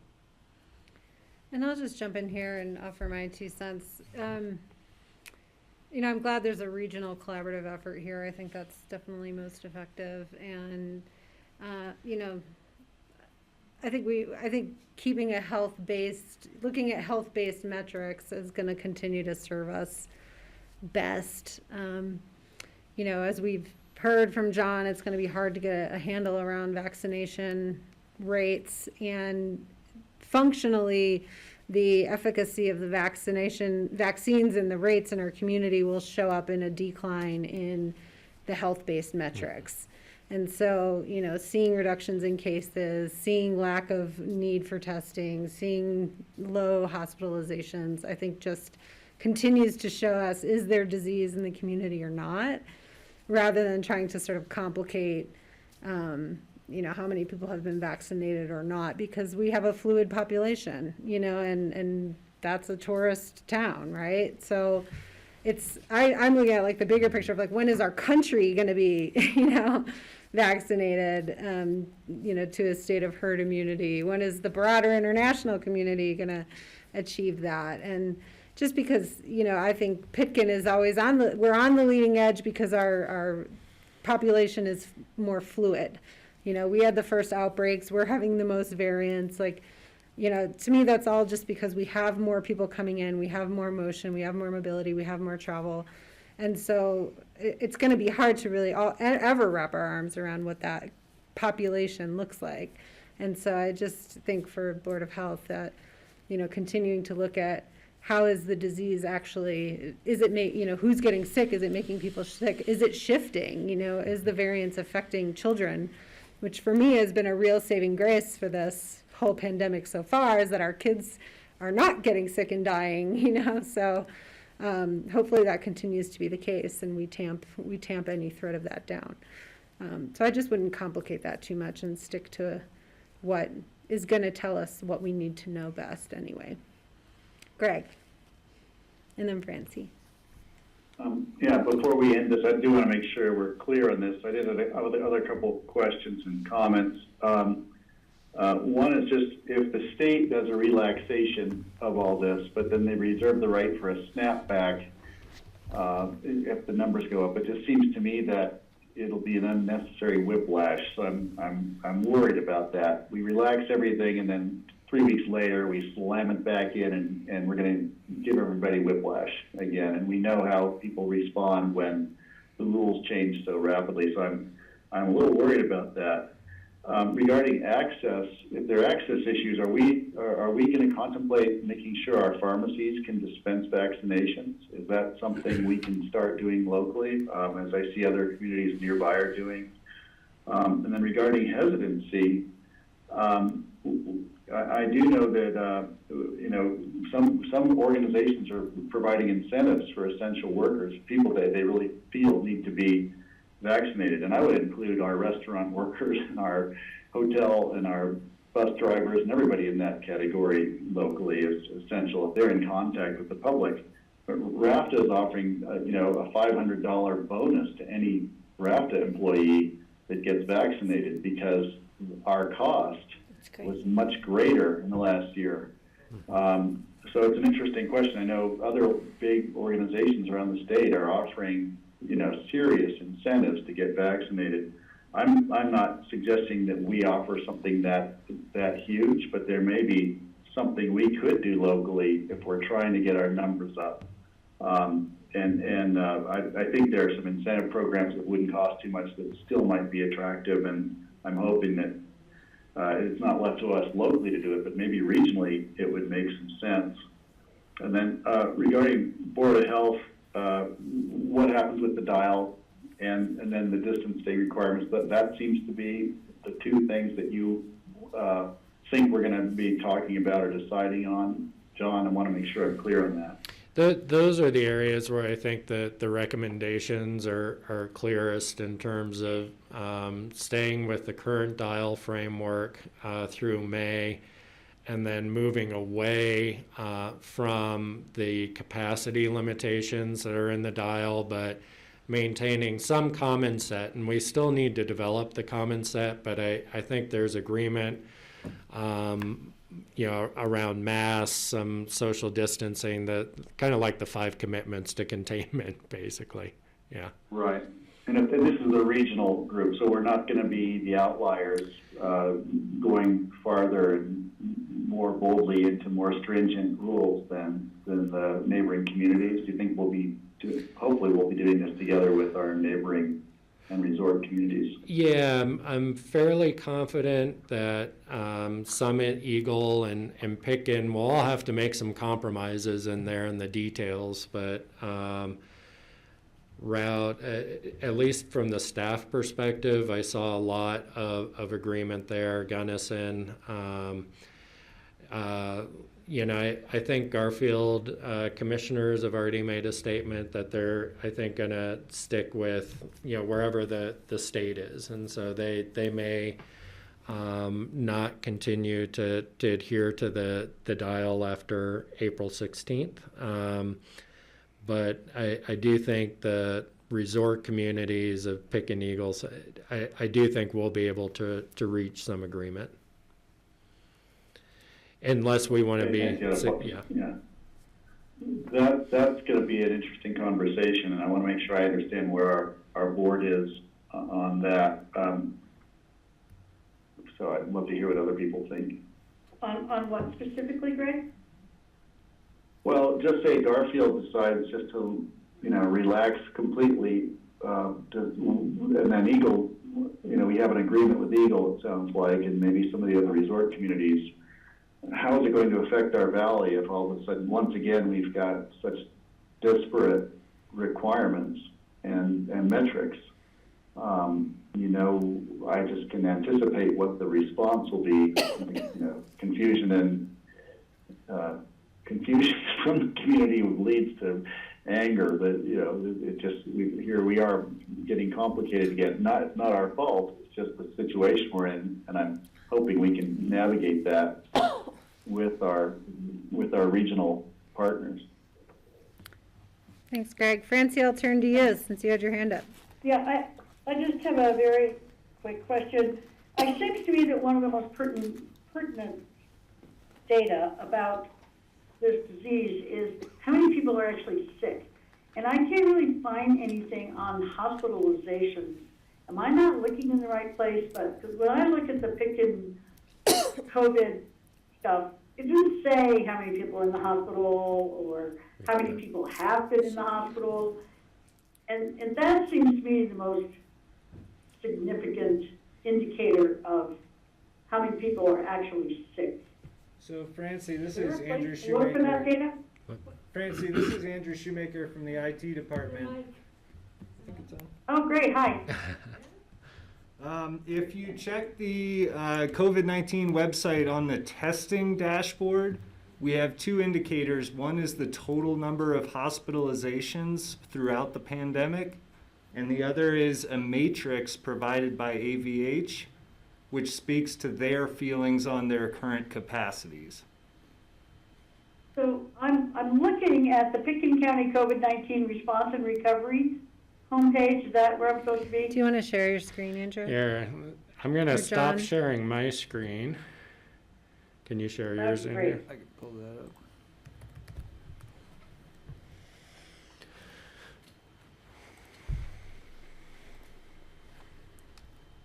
So from this website, we'll click on COVID-19 data at the top.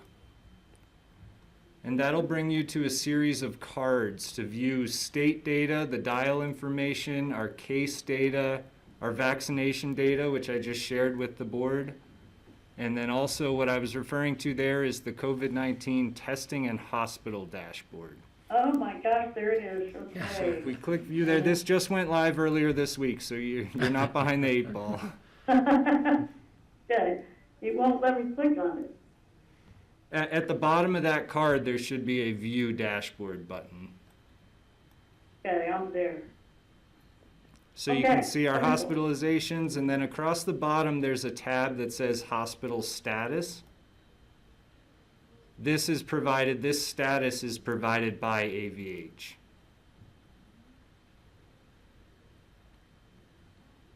Okay, great. Thank you so much. I really appreciate that.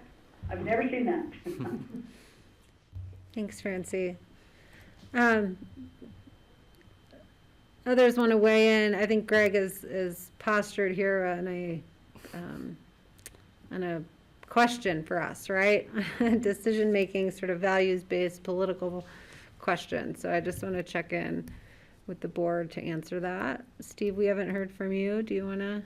I don't need to put you on the spot. I'll start talking, and then if someone else wants to weigh in. Greg, I get it. I mean, I get, we've had some of the strictest COVID-19 health measures in the state, and we continue to not be rewarded in terms of the reduction in cases. So, yeah, it begs the question of, what do you do?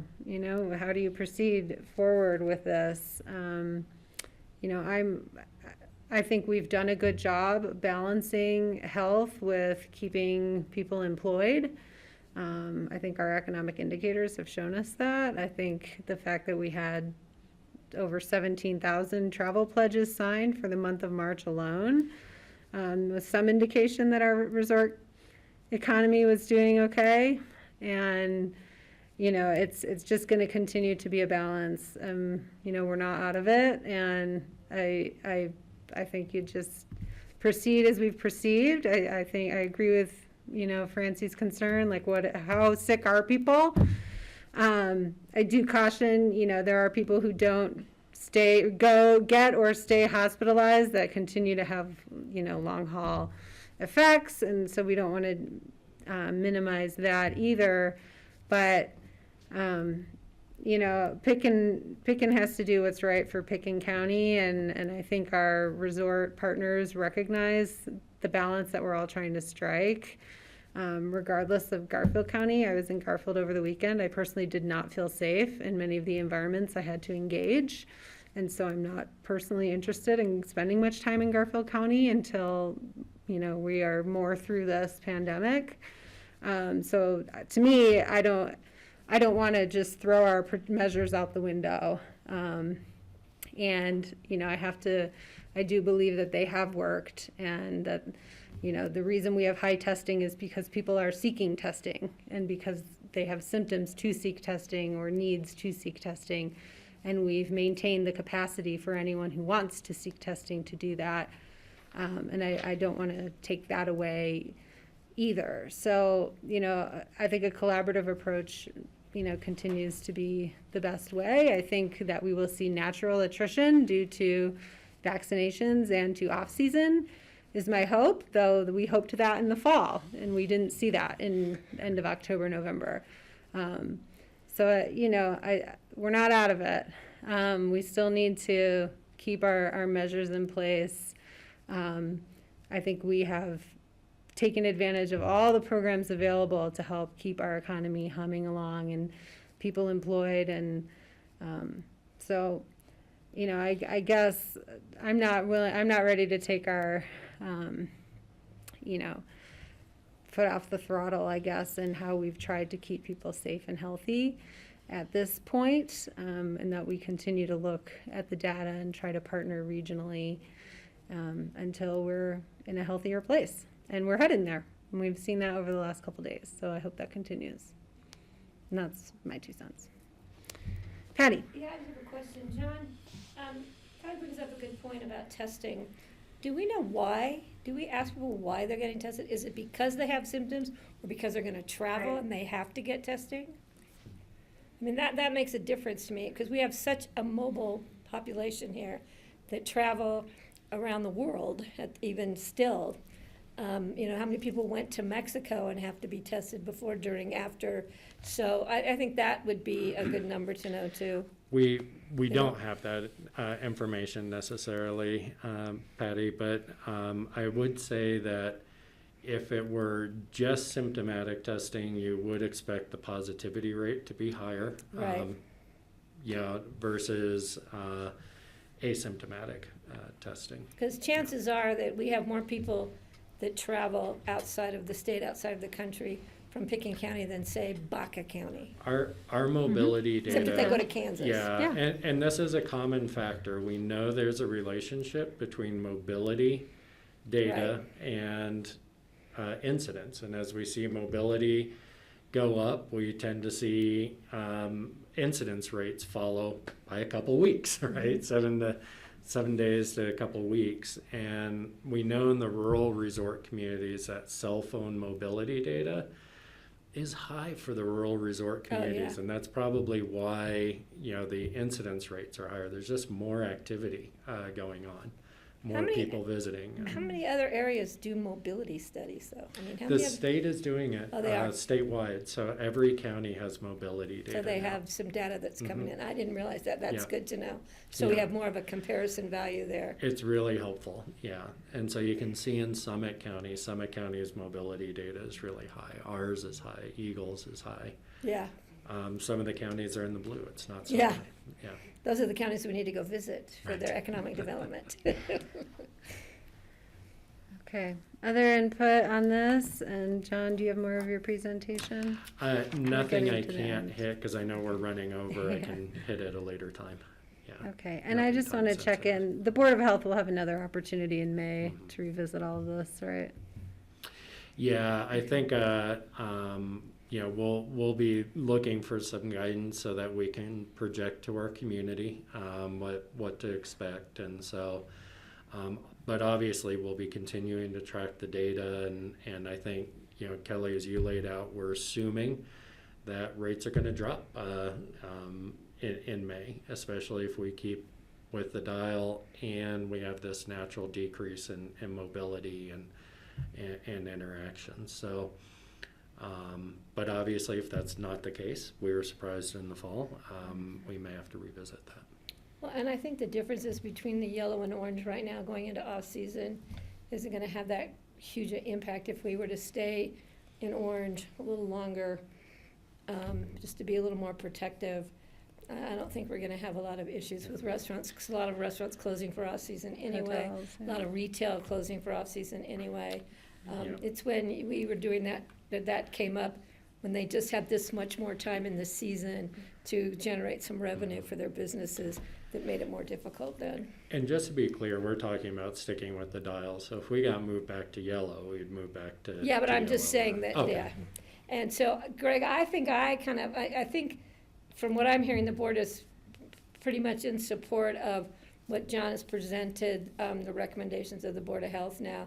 But, a lot of things come up at those meetings, that new information in the next 24 hours, for example. So, I'll keep an eye on Greg, guys, to make sure he well represents the board as our voting member. He has so far. Even when we have four different opinions to give him. He does a good job with Yeah. it. He does a good job. Yes, Greg. Just food for thought, as we've all heard, that pretty much the common cold and the flu have been eradicated almost this year. And as we relax, one of the things I know people who think about these things are going to be talking about is what is the cost of a big flu season or a common cold season? What's the economic cost? And have we learned anything in the last year that we can apply toward keeping those numbers low? I think it's a fascinating topic, and where I think it leads, listening to the reports I hear, is that it may start bringing us around to an argument for something like an access card or an info card that you could demonstrate that you've had a vaccine or you've had a test or whatever, just because it might actually help us keep suppressing the cold and the flu. We've only had one child fatality in this entire year due to the flu, and those numbers are much higher on a typical flu year. So one of the additional benefits of this COVID experience is that we've actually learned we can do something about the flu and the common cold, but what will the cost be? That's nothing to do with current Board of Health meeting, but just thinking that it may influence the direction we move when it comes down to advocating for a card or an incentive program for people to, keep doing the right things. Okay, thanks. I think I have direction, but I'm eager to hear if anybody has anything else for me. No, and Greg, I would say I have to, get a QR code scanned for the privilege of sending my children to daycare every day they go. So, and I'm happy to do it. Steve? Just real quickly, I would feel much more safe going to events or to meetings or anything if I knew that everyone in the room with me had been vaccinated, had completed their vaccinations. The only way to do that would be to have some form of verification, or you're just taking people's word for it that they actually were vaccinated. If we could have some sort of a vaccination passport thing that people would have to show, and I'm thinking, I would love to start going back to the Picken County Senior Center, but I don't want to be in there unless everybody in there is vaccinated. And so that's what I would try to help achieve, some way to have that system put in place. Thank you. All right, any last minute thoughts on our COVID-19 update? Okay, seeing none, good luck, Greg and Patty, this Thursday. And we do have a few minutes, but our invited guest is here, so I'll just check in with the board. Do you need a break right this moment, or can we forward ahead with our citizen board interview? I think since she's here, we should entertain her. Okay, all right. All right, well, welcome, Nikita Daniele. Did I say that right? Okay. Yes, Danelli, okay. And I'm not sure, usually we have staff join us to sort of introduce the board appointment process. Do you want to do that, John, on Charlotte's behalf? I can pull the AIS up and do that. I have the AIS, I can read it. Yeah, you got it, Patty. I was going to have to pull it up. Okay, and so Nikita, just hold tight. The board's going to get an intro of where we're at with the interviewing process. So this is for the Senior Services Council, And we have 3 terms expiring on April 1st, 2021. Members cannot review for another year. We have a little year off thing here. So there are a total of 7 regular vacancies and 6 alternate vacancies. And so Nikita is applying for a regular position. We had Seth Saxon interviewed in March for a regular position to senior counsel. And right now we have no other applications have been received for this council. So we've got room to spare here. And, oh, Charlotte, did I miss anything? We had Patty jump in for you. Thank you, Patty. You're muted, Charlotte. Was there anything else you wanted to add about the senior services vacancies? Still, You're on mute, Charlotte.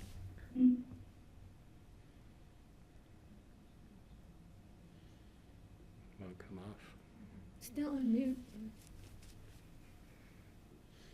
It's okay. Okay. I think we know where we're at. This isn't the first, interview we've done for the board for Senior Services Council. And Nikita Dinelli, welcome. We're very pleased that you applied. Generally, how these interviews work is we'll invite you to talk about your interest in the board and your qualifications, and then we do a round robin with the county commissioners to ask a few questions, and generally we wrap up within 15 minutes. And so with that, I'll invite you to introduce yourself and tell us about yourself. Thank you. I appreciate everyone's time being here. My name is Nikita Dinelli. I have been a registered nurse here in the Roaring Fork Valley for the past 4 years. Prior to that, I have had experience working in senior home care through the Whitcomb Terrace Assisted Living, in addition to Open Gate Assisted Living, which used to belong to my mother. I like to joke that she domesticated me there because that's where she popped me into the kitchen one morning and said, "Make breakfast for 13 seniors." And I thought, how could I do that in a house? That was my own personal quick-fire challenge.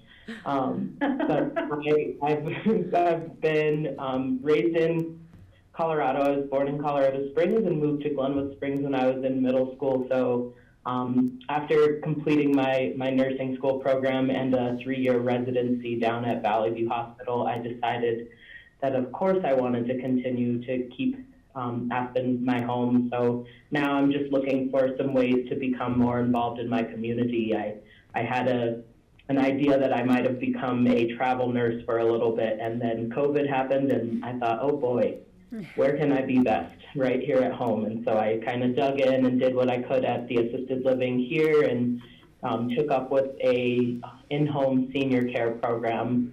The company is called Aspen Compassion, where I was able to help keep some of our seniors, safe and comfortable at home during this crazy deal of a pandemic that we've been dealing with, and kind of bring my clinical expertise out of the hospital and into the home to help keep caregivers safe and keep our clients and their family members safe. So that's a little background on me.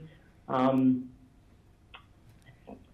right. That's it. All right. Well, we'll dig in a little. So I will open up to the board for questions. I see a hand from Patty. Yeah, Nikita, thank you for all you do and what you've been doing. I just want to ask you, since you do have some experience in history working with seniors, this is a group that takes senior services very seriously, but I have to tell you, they still have a lot of fun. So I want to make sure you're up for that. I most certainly am. I think that anytime something can be made fun, it's made 10 times better. I know there's a ton of things that we can be doing to better our community for our seniors, and I think if we can add even an ounce of fun to that each day, then that's all the better for not only ourselves in serving our community, but for the people that we wind up being able to touch.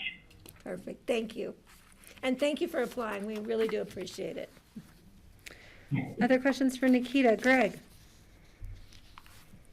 Yeah, thanks a lot. It's great to see you here, and with your enthusiasm's infectious already, so I appreciate that. Regarding, I'd love to learn how did you get through, how are you able to help seniors in this last pandemic? You're at Aspen Compassion, clearly on an individual level, but tell us a little bit about that, if you could. I think the one of the highlights for me was just coming into a company that had been originally more of a senior activity-based company where they were supplying that fund. They were taking everyone out on these adventures and getting them out of the house. And as the client's needs grew, the company grew, but it kind of grew to a point where it was a little over David's head in the sense that he didn't really have home care under his belt, or like senior care and chronic disease and medication management. So that was a really big rewarding part for me when I decided to, not go along with my plans of travel nursing and say, like, there's got to be something I can do here locally to help my community. And that was bringing my nursing expertise into the homes of these clients who have had so much fun running amok around our community and our valley with David and having all these fun times. But then when they had needs that were a little more advanced and a little more clinical based, I was able to step in and help with that. So getting people off of medications, or making sure that their medications were dialed in, or that they were taking them at the correct time and not taking them with things that were going to cause them harm. That was one of my big takeaways, was being able to kind of plug in and help in that sense. That's one of those things I think that we drop the ball on a lot of times. Someone comes home from the hospital and they've got, a folder full of information, and they get 8 new prescriptions at the pharmacy, and they come up and they just, they kind of pop them out and take them, or put 2 of them aside and don't take them. And I think, if it's important enough for us to teach them about it, we should follow up with them about it. All right. Other questions? Steve? A long-winded part. That's great. Thank you. Steve, go ahead. So, Nikita, I did see you in the background of David Freeman's screen at our last senior council meeting. So I don't know how much of it you listened in on that meeting. I think you were busy working there. But and you also know Maggie Girardi from the Whitcomb Terrace. So you already have some pretty good connections with the senior council and people who regularly attend the meetings. I think it would be terrific to have you join the senior council with your nursing background. The other person, Teresa Hall, also has nursing, some medical background, but everybody, and then David Freeman with his company taking people out on activities. And I've run into David in pre-COVID days, taking the clients to musical performances at the BOCC library and whatnot. So, I mean, if you stick with him, you'll eventually get to do a lot of that sort of activity also, I think. So, do you have any ideas for the senior council coming into, as a new person, what would you like to bring to the senior council that those of us who are not from medical backgrounds maybe haven't thought of? Thank you. That's a great question, Steve. I think for the most part, I would like to be able to just bring in a different perspective. I think having a group that's diverse and inclusive and coming from different walks of life is very important to be able to serve not only our community as it is now, but as it continues to grow for the future. So I think that would be probably my biggest desire, is to just be able to provide that perspective of, how is this going to affect someone who has, a certain diagnosis or has a certain type of, wheelchair that they're using. For instance, I was looking through the 8 domains of how the senior council wants to help improve community function and access, and even in glancing through that document, I was able to start to identify things where I thought, oh, well, I have some ideas on how we do that, or how that would, benefit this person or maybe impede this person. So just maybe being able to plug in a different perspective, really, for me. Okay. Yeah, and I think that'd be a very welcome perspective. The more diversity we get on there, it it just makes it work better. Thank you for applying. Thank you. Francie? Yeah, I just wanted to say thank you for applying, Nikita. It's really an act of generosity to do this work. And when I read through your application, I thought, oh my God, how could we find anybody better to do this? So thank you so much. We appreciate it. Thank you. Great. And I'm looking forward to getting to know everyone in this capacity, and I think what a great opportunity is. Like, I appreciate the thanks for applying, but I want to extend a thank you for receiving that application, because I see this as just an opportunity to become more involved in this beautiful place that I've loved to call home. So mutual thanks. all right. Well, I didn't have any other questions because Steve had asked my question related to some ideas and brainstorming. But I agree with Francie. You just seem like the perfect applicant for the task. So thank you. It does look like Greg has another question. Yeah, go ahead, Greg. One more question. Just wondering how many clients would you actually see through your the Aspen Compassion or that sort of? I'm just wondering how largest of people that you're involved with or were involved with there. I guess you still are. You're still working there. Right. Correct. So when I started, I had the experience and the knowledge and the skill to be able to create a new position within the company where I, instead of working with one or two of our clients, was tasked with going into all of our clients' homes. At the time, I think we had about 13 or 14 clients that I was to become familiar with and go and update their medications and their care plans and be kind of the universal cover person, so that if 2 out of the 3 extra people in that home were not available, I would always be able to go and substitute in.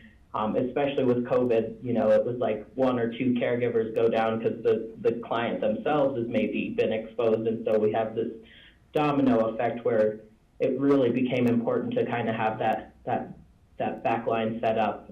So right now, I think we're at currently about 10 clients, but I see us growing and kind of taking on more and more as we can. So we've got a lot of new applicants right now, and every week we get calls for people. It's just a matter of if they are appropriate for our scope of practice right now. So we still consider ourselves small at the moment, but we're going to be as big as our community reach can be. All right, and I guess I do have a question that Greg's question brought up for me is, in your interactions, just given the pandemic and with the senior population, I know I'm eager to sort of see our seniors out in the community more. Are you hearing about like what indicators are they looking for to kind of reemerge, and back into a more normal life? Yeah. I think it's a mixed grill. I've had conversations with the 90-year-old woman who's like, I don't want to sit in my room because I'm 90 and I've lived this long, and if I want to go out and walk in the park and smell those flowers and it kills me, so be it. And then I have people who are like, let's all get our COVID vaccine cards, and you got to swipe in to get into the building, and maybe there's like times of day where people who are vaccinated are getting to utilize a facility versus people who are not. There's a lot of ideas on how to keep everyone safe and comfortable, and I think the hardest part is that everyone has different levels of safety and levels of comfort that we have to navigate as a community. So it's definitely on people's minds, like going back to the senior center and being able to do activities again with our groups. Those things are all desired. It's just trying to figure out how we can really effectively do it. Sure. Well, I really appreciate that. Most I think people are wearing masks. So yeah. It's like maybe we all just keep wearing masks, and then we don't have to expose people's, personal health information, because some people consider, their vaccine status to be private. And so trying to figure out the best, most respectful way to navigate all of that is kind of where I'm at.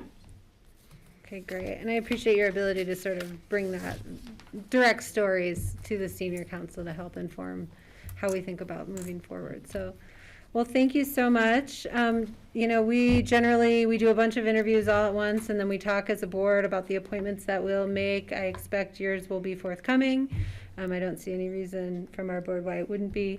And then we formally pass a resolution making those appointments to the various boards. And that will happen probably I don't remember, this month or next month, soon. So we'll keep you posted, and Charlotte will communicate with you. Okay, the end of this month. Thank you, Charlotte. Thank you, Nikita. Oh, sorry, Steve. Thank you, everyone, for your time and input today. The next senior council meeting will probably be before you would officially be appointed. You could attend that anytime. Feel free to join in on our next Zoom call when we have a meeting. Thank you. It'll be nice to stay abreast to the communications and conversations and aims that you guys are taking. So I appreciate that extension of the invitation. Okay, so nice to meet you. Take care. Thank you. My pleasure. Okay, and it looks like our next interviewee has not arrived, and I could use a quick break. So can we break until 3:15, and we'll assume that our next interviewee is online by then? Do you need more than 3 minutes? No, I don't think so. Okay, see y'all at 3:15. Thank you. How about 5? Okay, 5. Make it rounded out. So 3:17. Thank you. Thank you, Grassroots. We're on a quick break.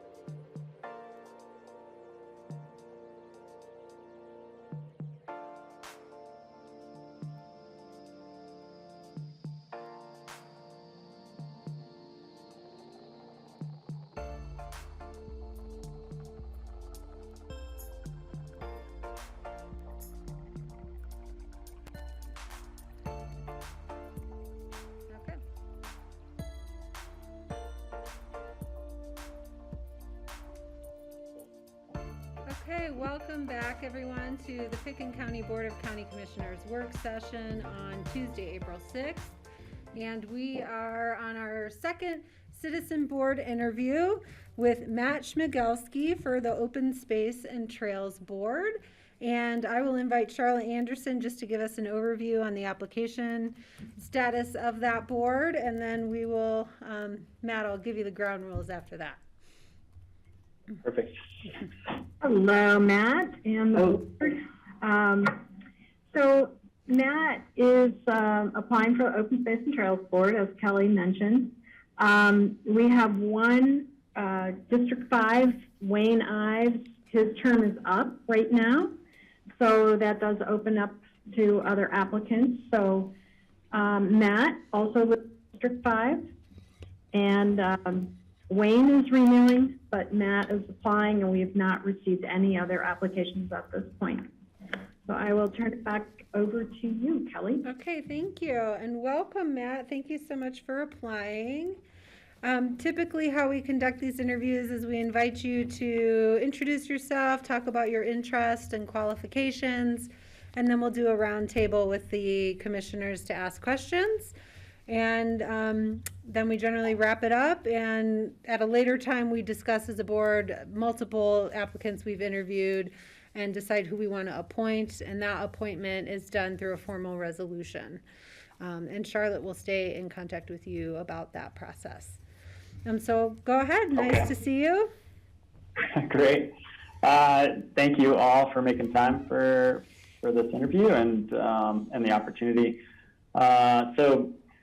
Yeah, Matthew Schmigelski, nice job pronouncing my last name. It can be a challenge, and you got it spot on. So I've been in the Valley, lived in the Valley for 19 years, and have worked in all the different industries in the Valley, a lot of consulting, government consulting. So been really passionate about our community and operations and how we run infrastructure and all that good stuff. Starting out with beach resource management back in early, I guess, mid-2000s, and got a lot of experience in, those infrastructure projects and running water systems and all that good stuff. And one really cool project that I got to manage and run was Forest Health Initiative to kind of introduce me to forestry and how we need to manage and all the challenges that poses with mountain pine beetle and wildfire and all that sort of good stuff. So, and of course I'm a recreationalist and love the outdoors, and the reason that all of us, or a lot of us, have moved to Colorado, and really looking for an opportunity to be of service to the community. I'm super fortunate to live in the Crystal Valley, as you mentioned, and so I'm really working with folks in Redstone. There's a lot of energy up in the Crystal, I would say, and Redstone in particular, with new businesses changing over. The general store is one I'm working with a lot, just mutual friends, and so the energy that's going on and revitalizing that and making it a hub, and of course with the new pizza spot and all that sort of stuff. So I'm really passionate and interested about the Crystal, and I know there's a lot on the table for how recreation is managed and the potential for expanding that and those sorts of things. So really excited about opportunity to learn and be a part of the discussion as things move forward. I think that's about it. I own my own business and do electric vehicle infrastructure development. So part of the discussion or work I'm doing in Redstone is getting and working on development of a fast charger at the general store to expand people's ability to drive around in electric vehicles. So that's kind of who I am. All right, great. And we'll open it up to the board for questions for Matt. Oh, sorry, Patty. Yeah, Patty? Hi, Matt. I wonder if your ears Hi, Patty. were burning this weekend. I was out on the river with my daughter, and we had a little conversation, and they just put their solar on their house yesterday, so we were thinking about you even more. Yeah. So thank you for applying. You have a great resume. I think I met you through the beach company, maybe when we were doing Woody Creek, the home court. Yeah, but anyway, I just been wondering, since you live in such an interesting part of the county, if you have any thoughts about the Carbondale to Crescent Butte Trail, maybe, the next phase. We're working on that upper phase first. We don't really have any plans for Carbondale downriver. from Redstone downriver. So I didn't know if you had any thoughts, because I'm sure you're well aware of the tentative plan that's out there. It's not in any way finalized from Redstone down, but do you have any ideas? Yeah, I definitely have spent some time looking at that, the exploration of that and all the work that's been done. So I commend the staff for all the work that's gone into that and exploring what the potential exists. And I've worked a lot with RAFTA over the years and in different roles, and so know how important the Rio Grande is for connecting people and alternative paths, opportunities for people to bike and walk and hike and ride horses and all that good stuff. So I think it's an important opportunity to consider, but I know it has challenges as well, just with how narrow this valley is and what that presents. So, I'm excited about how the opportunity to be able to see if something might work. I don't have any sort of conclusion like you stated. It's like there's so much that still does need to be done to make that next step. But I'm supportive of exploring and making and ensuring that the opportunities looked at. So. Well, great. Thank you. And thank you for applying that. We really appreciate it. Yeah, thanks, Benny. Other questions? Francie? Hi, Matt. How are you? Hi, Francie. Nice to meet you over Zoom. Yeah. We're sort of neighbors. So I'm wondering if you've given, if the dilemma between the proliferation of bike trails and the fracturing of the elk and deer migration corridors has crossed your path, whether you've thought about that, because you did say you're looking forward to possibly being involved with more recreational opportunities. I'm just wondering if you've thought about how we can balance those two things. It's definitely an important question, and I definitely would look to staff and analysis on where that prime habitat is, and ensuring that closures are, if closures are necessitated, that would be in place. I know the Rio Grande does do that, and that section above Carbondale to manage and make sure that there's that wildlife is protected for those. So I would say that looking at where that prime habitat is and making sure to manage the corridor appropriately to ensure that is not impacted. Well, I live right near the parking lot for the hiking on the Crown. I imagine if you're a biker, you've probably used that parking lot. Nice, I certainly have.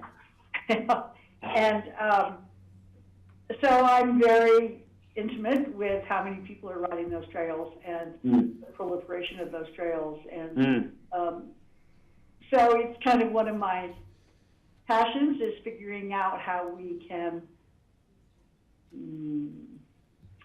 reduce the impact of bikers and hikers and snowmobiles and other recreational vehicles on our local herds, which are having issues with the survival of their young as it is, and it's becoming worse with more human invasion of their calving grounds. So just giving you a heads up, it's on my radar. No, I appreciate that. Yeah, and just seeing some of the numbers out of last year, I think the trajectory of public land use has gone through the roof, 20% increases in park usage. So I think we need to be, that's potentially a new normal. Obviously it's been a different year, to say the least. So to say that might change is likely, but it is still something that I think people have realized, and they're accessing nature in more and more ways because they need to get outside and get out of the confines of their homes. So I think being able to manage for that and not, or take a role where it needs to be managed rather than, because I think people are going to want to access that. So if it gets confined in certain places, then people might have to push further and further out. So it's like ensuring that we're looking at both sides of the table, so we're not like pushing people out into places that might be even more wild and in pursuit of access. And so it's a dilemma. It's a thorny problem, but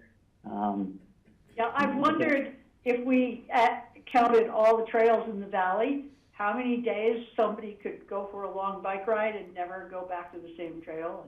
And it would fill a whole year of biking. Right. And so I really appreciate your applying to the board position, and hope you'll remember that it's called open space and trails. Yeah. No, thank you for your opportunity. Thanks. Thanks, Francie. Greg, go ahead, please. Hi, Matt. Thanks for coming in. Haven't talked to you in a couple of years, I guess, since I think you were at Clear, and once you left Clear, I lost track of you. So it's great to see you're back. And a couple of questions. One is regarding open space related. On Francie's point, there's a lot of discussion in the zeitgeist lately just about connectivity, wildlife connectivity, and how we've severed so many corridors. And what can we get back? And just wondering what your thoughts are on that. Any things to tell us about?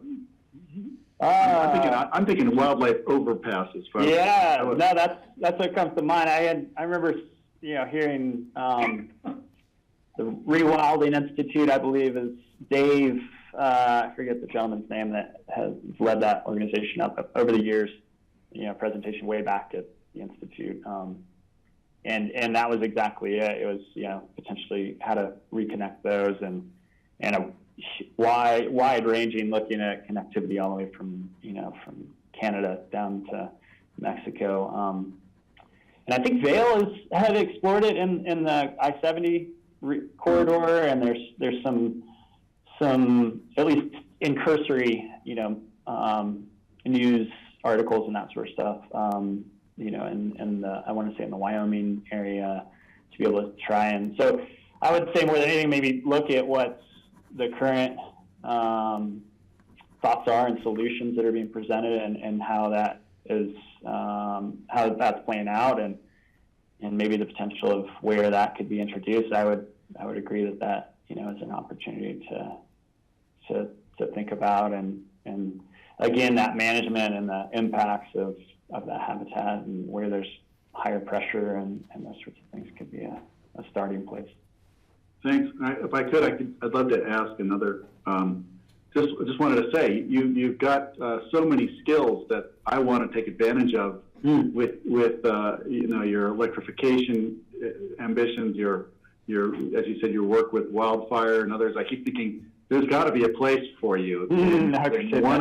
Something we're doing here. And I guess that one of the questions I have whenever this comes up is we do have some boards that have alternates, advisory boards, and open space isn't one of them. And I just that, and what else doesn't have? Something else came up that didn't have an alternate. And I guess my question is always why. But you don't have to answer that. Maybe John will another time. Okay. But stick around anyway. What I'm saying is that we have use for your skills. Thank you.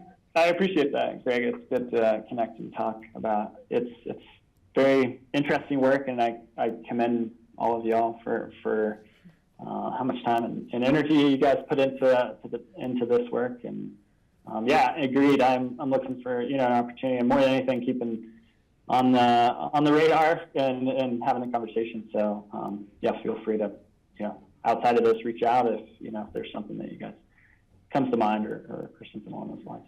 Yeah. Steve. Hi, Matt. It's good to see you again. Yeah, hi. Likewise.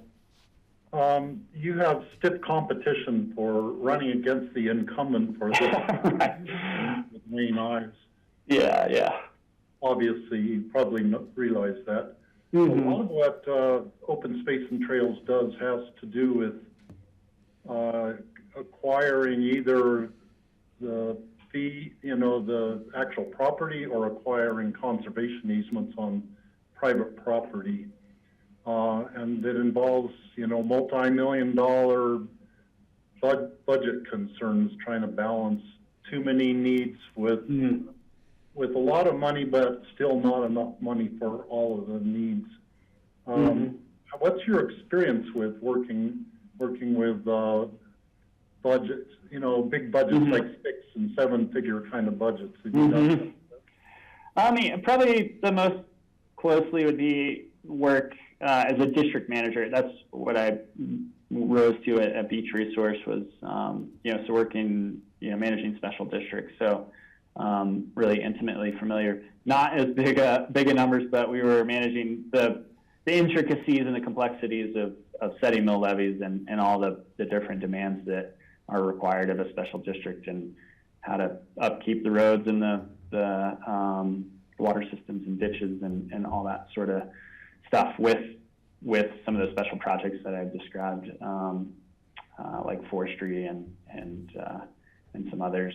So yeah, it's not quite as big, but I would say it does have some complexity, as you guys are well aware in setting budget priorities and such. But definitely open to it. And again, I hadn't spent 7 years at Clear, so I was working. I didn't set budget, but would present to boards, county commissioners, particularly down in Garfield County, of course, Garfield Clean Energy. So familiar with just some of those dynamics and how that plays out. So hopefully that answers your question. Okay, so up to me. So I'll have a comment and then two questions, I guess. So yeah, I'll just sort of follow up on what Greg and Steve said. You do have some tough competition, but there is always space on other boards. And, in particular, you might be interested in some of the conversations related to planning and zoning, who have a very robust conversation related to net zero building codes and electrification. That I think could be a really good fit. So you might consider applying for that as well, depending on how these appointments go. And then I guess my question is, the Open Space and Trails Board, they have a set meeting, but that they probably more than other boards have these pop-up meetings because there are conversations that are timely related to, property acquisitions, conservation easement deals, things like that. And so are you available do you have flexibility in your day to be available for those conversations that are not on a regularly scheduled basis? Yes, I do, and I appreciate that detail, because I was looking back through meeting minutes, and you could tell, there's a lot of meetings that sort of popped up in executive sessions and those sorts of things. Yeah, but exactly. As part of the dynamic and the ability to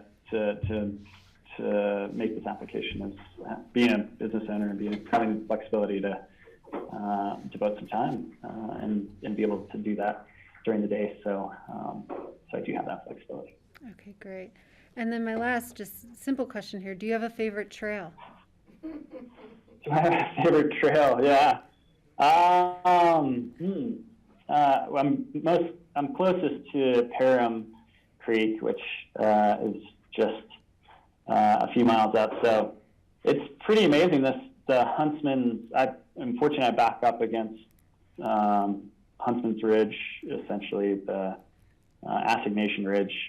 So that this whole zone, which I've, having spent 19 years in the Valley, I've explored a lot in the Upper Valley, but it's been really nice. This whole region is so starkly different. It's like desert and canyons and sandstone and bluffs and that sort of stuff. So I will explore and disappear for a few days out my back door and go explore in that zone. And so it's, yeah, I highly suggest it. It's one that maybe isn't on the radar for a lot of folks, but it's really, really fun. Okay. Oh, Francie, another question. Am I mistaken, or are congratulations in order? Are you about to have a big ceremony? Yeah, that's right. I'm getting married and just right? Yeah, 2 months from yesterday. So I appreciate that. Thank you very much. Congratulations. Congratulations. All right. Well, thank you. So Matt, we talk about sort of a bunch of the interviews we've had and figure out the appointments that we're going to make as a board. And then, we'll make that appointment. Charlotte will communicate with you and it comes back to us as a formal resolution. Very good. Okay. Well, thanks again for your time. I appreciate thank you it very much. Yeah, nice to see you. Take care. Thanks, All right. Matt. Good to see you. You too. You too. Thanks, guys. Okay. And we are a little behind here. So we'll move on to our next citizen board interview with Monty Thompson. This is a renewal interview for planning and zoning. And Charlotte, hi Monty, how are you? Hey, I'm good. How are you guys? We're good. Sorry we're late. We took a little break and we ran a little over. So thanks for being flexible. No problem. It's something I got to have power on my laptop. If not, I might have to switch to my phone, but we should it should be good. Okay, good. So Charlotte, do you want to just give us a brief overview on the status of this board? Sure. Thanks. So Monty is a current member on P&Z.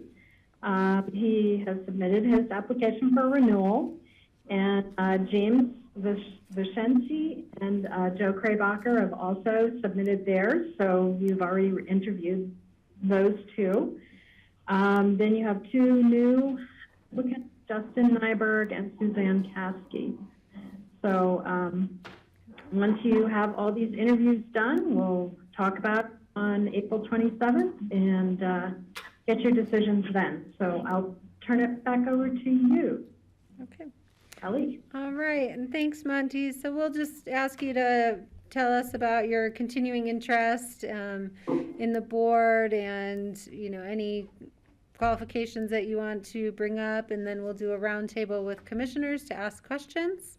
And then, as Charlotte said, we'll discuss the appointments at a future date, and she'll stay in touch with you, and then we formally adopt those in a resolution. So please go ahead. Welcome. Oh, thank you guys so much. I've been on P&Z for I don't know how many years now. I think I'm the longest member there, like 10, 12 years. And I really found that really opened up a lot of thoughts about things I didn't know about with the county and directions and different boards that came up, that we've gone through those years and different situations. And a lot of the things that we do, and what I like about being on P&Z is that, we're an advisory board. And I think you guys have heard this in my previous interviews. Being a Taoist, our first rule is we know nothing. So it's better to advise and let people who are voted into the office to make the real decisions. And I like the idea that we're here to vet things, come up with ideas and different points of view of all the policies and different conditions coming up. One of the things I've really found recently in the last few years, it seems like there's a lot more anxiety or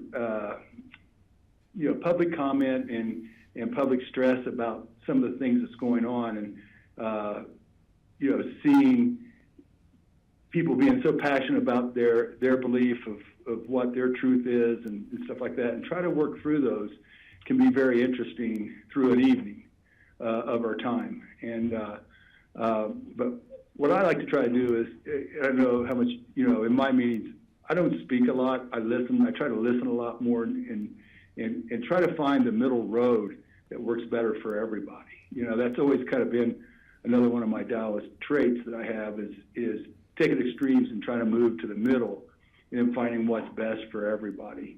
With some of the challenges we've had, with growth management, GMQS, the environment, with global warming and things like this, I find the challenges to be very interesting and thought-provoking, and not that any one person has an answer, but as a group, you have to find a way that works for the greater good or the direction of the county or where we want to go as a society, basically, is what I see. And so that's one of the reasons I think I enjoy being on the board a lot, is that, I like to have an opinion. I like to, rather than having a judgment about something, I like to try to find different ways to come up with different solutions that maybe take away some of this energy everyone has, I think, these days about, how right they have to be about something on any side. And, recently, just like, one big point was the solar farm, and, how much Brush Creek was upset about that. And I don't blame them. I can see where they have issues with it. But when you have to look at the greater good, what would that bring to the county versus, what influence it had on them or impact it had on them? How do we find a happy medium for people is kind of the things that I'm always kind of looking for in P&Z. Great, thank you. All right, questions for Monty. Patty. Hi, Monty. Thank you. Thank you for all your time. And I don't know, you and Kraybacher might be running neck and neck on that longevity on this board, but it's good to see. It's good to see familiar faces. So I'm going to throw one out here for you. I want you to pick one or pick all of them. So if we are going to prioritize moving forward in this next year, would your priority be GMQS? Would it be house size? Would it be the TDR program? Would it be, let's just stay with those three main things. And which one do you think we should try and tackle first? I think, kind of growth management is the overall of all those, really what do we want to see in our valley, and how do we do that, with all the different influences that come up for that. House size, it's, I think I've seen it, to me it seems like the bigger houses over the last 10, 12 years seem to be reducing. I'm more concerned when we talk about growth management is actually the population of the county. Is it really growing? How many more people can we get in? What impact does that have on our energy or our roads, all the other things? So we don't really talk about that much. That was one of the questions that I always kind of wanted to go is really, is it a big house that causes all the impact, or is it how many houses, how many families, how many people do we have here? How do those two things balance out? But I think that growth management, GMQS is a process of that. We'll figure that out. And TDRs is, something that everybody agrees it's really helped the rural remote. And how do we move forward with those? I'm not really sure I have an opinion of how to do that, but one of the things I like to do is listen and then try to come up with maybe some different alternative ideas, or at least create some more different ideas to be looked at. So you're kind of saying with growth management, we should kind of be looking at the whole idea of carrying capacity. Yeah, again, it's not just in our county, but in our world, our country, everywhere. Everybody talks about global warming, and to me, that's a symptom of overpopulation, pollution, and unsustainability. And the thing that drives most of that is population. And I think that we see that in, how many people do come into the city of Aspen versus the county, and how does that affect our whole valley, not just where we're at. And is that something we should be looking at? I'm not sure it is. It's just something that when we talk about energy impacts and road impacts and housing impacts is how many people do we want to have here in the future?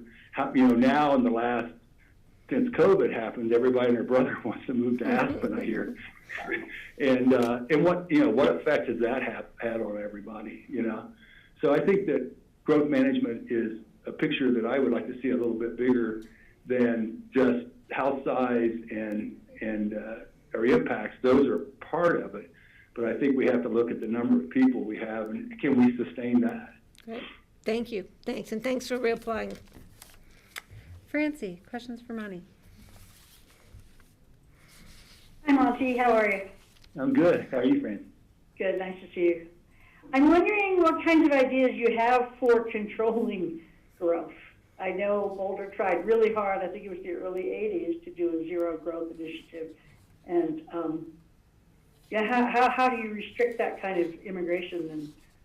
And got any ideas?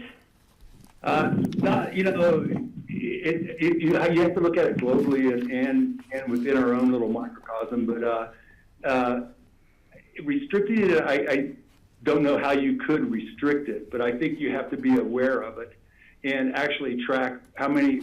Maybe I'm wrong. I don't even know, but I've never heard us come up with, well, 10 years ago we had 20,000 people in the county, and now we have 30,000. And what are we predicted in the future? And how do we handle that as a population question versus just energy consumption? Because the energy consumption will come off the number of people that are here, I think. And not that I'm for big houses. I don't. I live in 1,000 square feet for 35 years. I love it.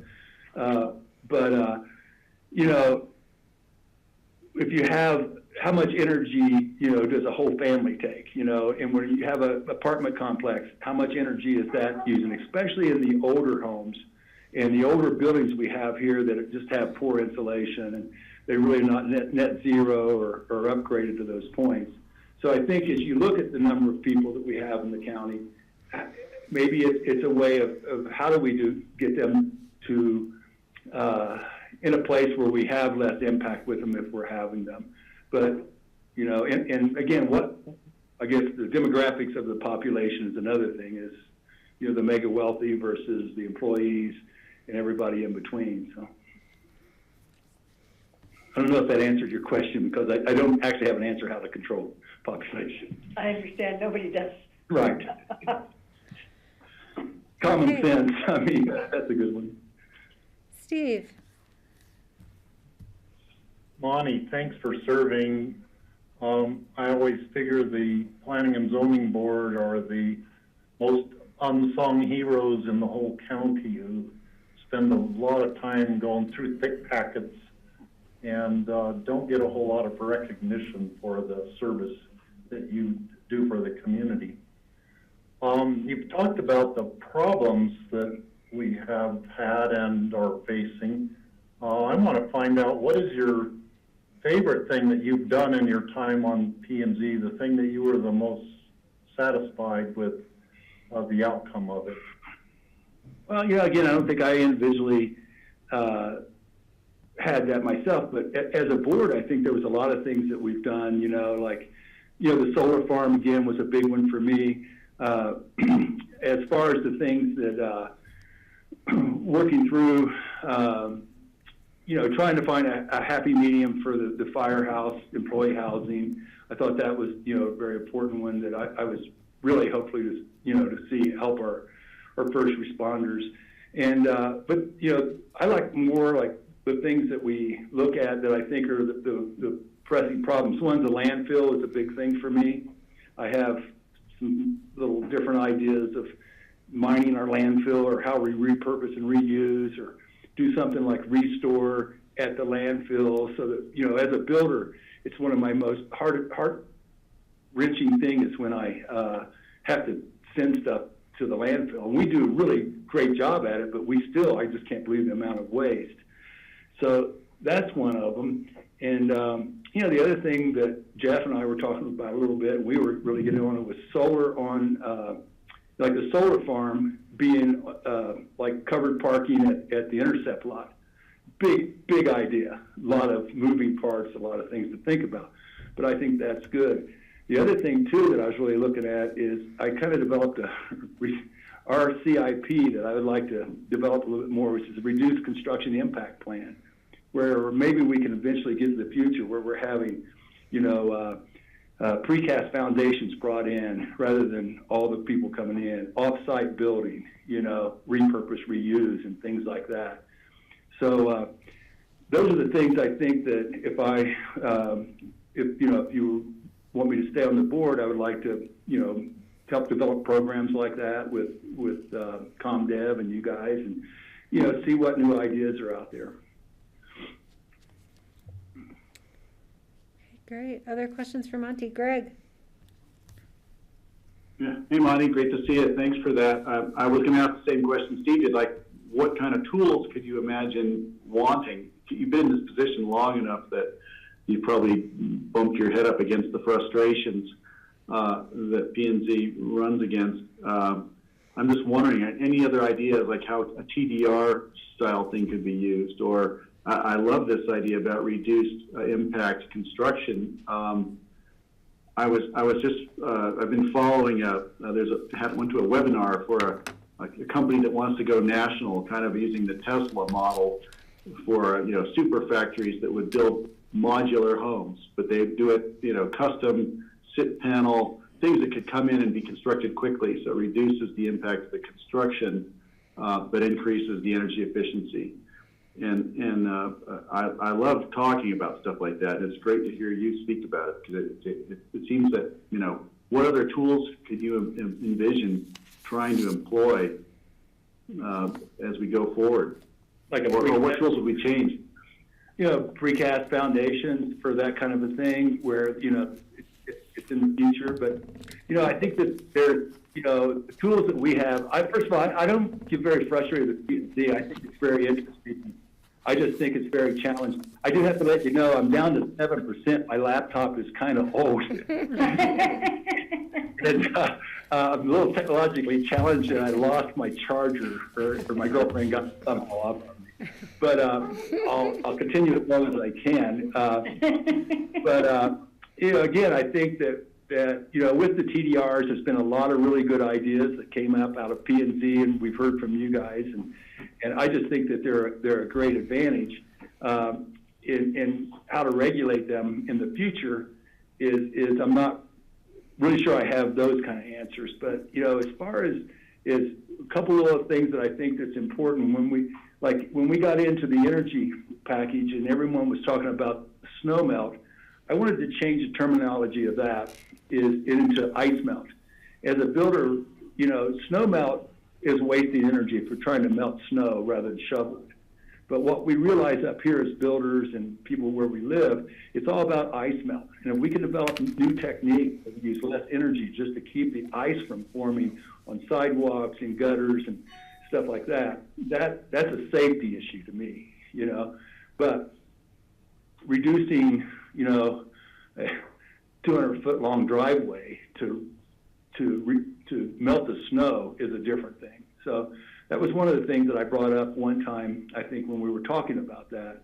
And I think that, ideas like that and what you guys bring to us, it stimulates so many different things. And I like to tell people that if someone gives me an idea, it's easy to find 1,000 reasons why it won't work. I always try to find the 5 reasons that it will work, because those 5 reasons will bring 5 more reasons. And then that's the way I think that ideas take hold and form for the best of the majority of people, not for the smallest amount of people or the people who have an agenda that is a narrower agenda. And I think that on P&Z, that's what I always try to bring to it, is this moderate view of what's good for everybody else is what's best for me. Why?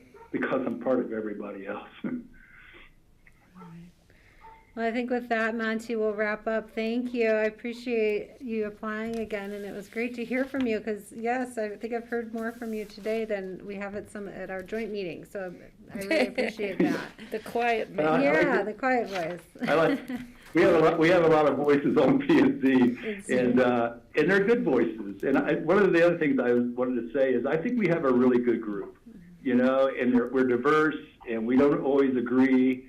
But one thing is I think we all have mutual respect for each other, and we have tremendous respect for you and what you guys do. You really are the front line and the ones who have to really shape the future of our county. And there's a lot of responsibility there, and and I think we like supporting you.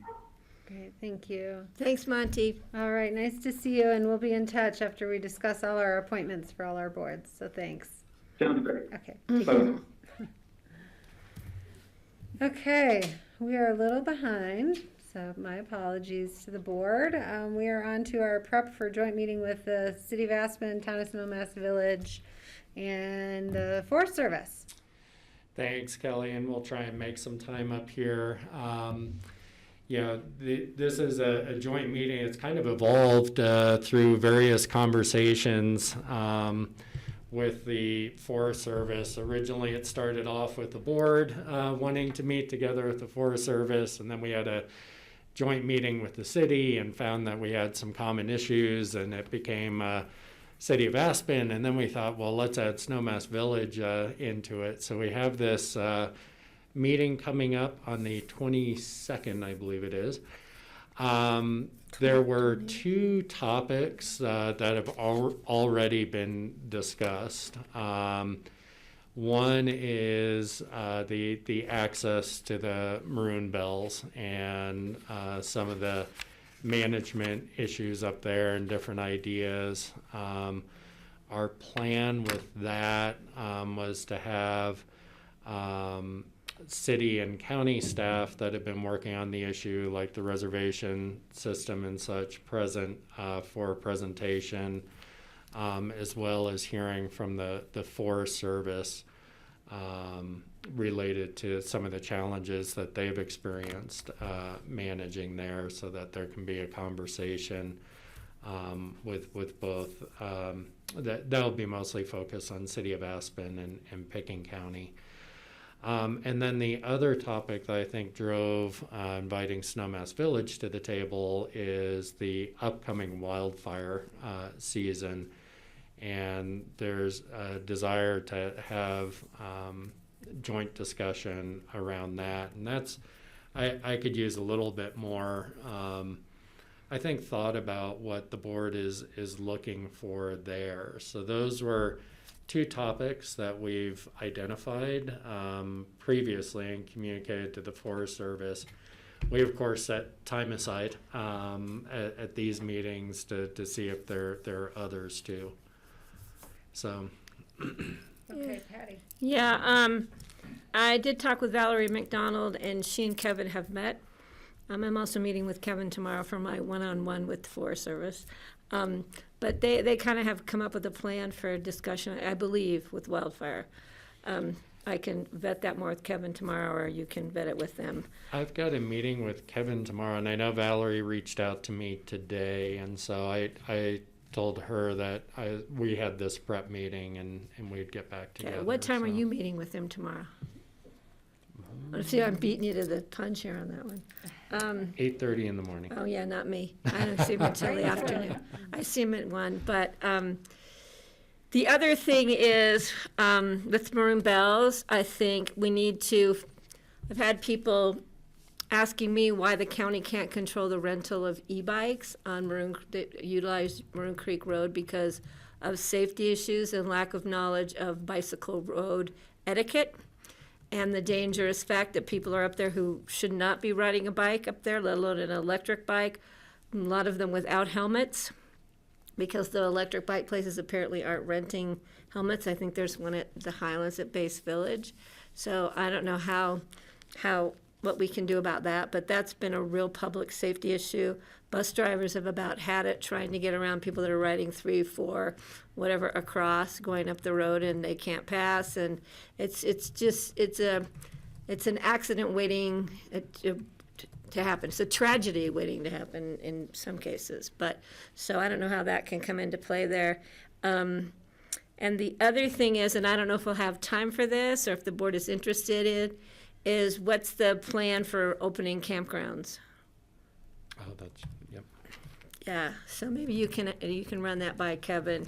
They may be just a simple, this is the time frame. I'm sure they have things pretty much lined up, but I think it'd be interesting for the elected officials to know and for the public to know.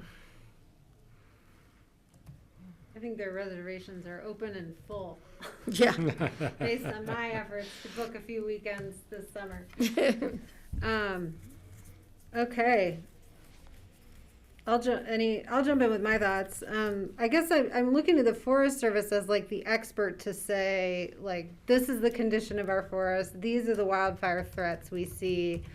And here's how you all could collaborate to best mitigate that. And then our three boards kind of agree to put together a plan to work together and do it.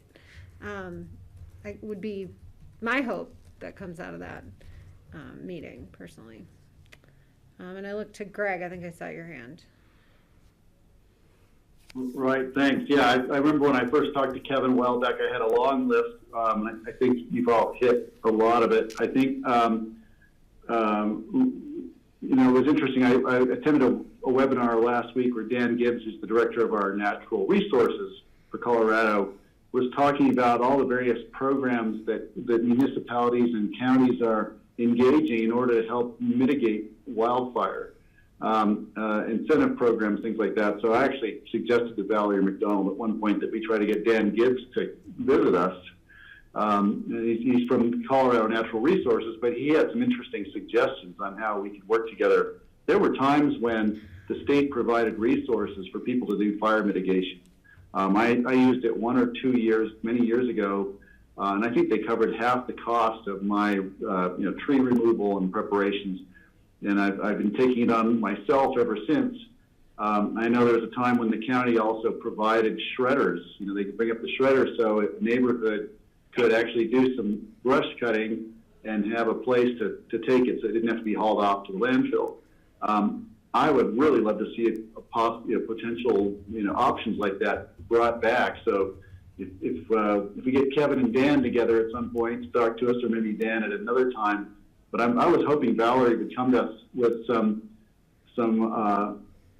ideas and maybe an ask. If they need money to start bringing these programs back, to get the shredders into the neighborhoods and do the outreach to the community to convince people that this is necessary, with Kevin's help and the fire district's help, then maybe we could actually make some progress on fire mitigation. We're talking about Red Mountain, where there's well over $1 billion worth of real estate value surrounded by heavy brush and trees with one road in and out, one narrow, little scary road. We're talking about Starwood, which now has a fire department, but they still have problems. We're talking about Brush Creek, where I live.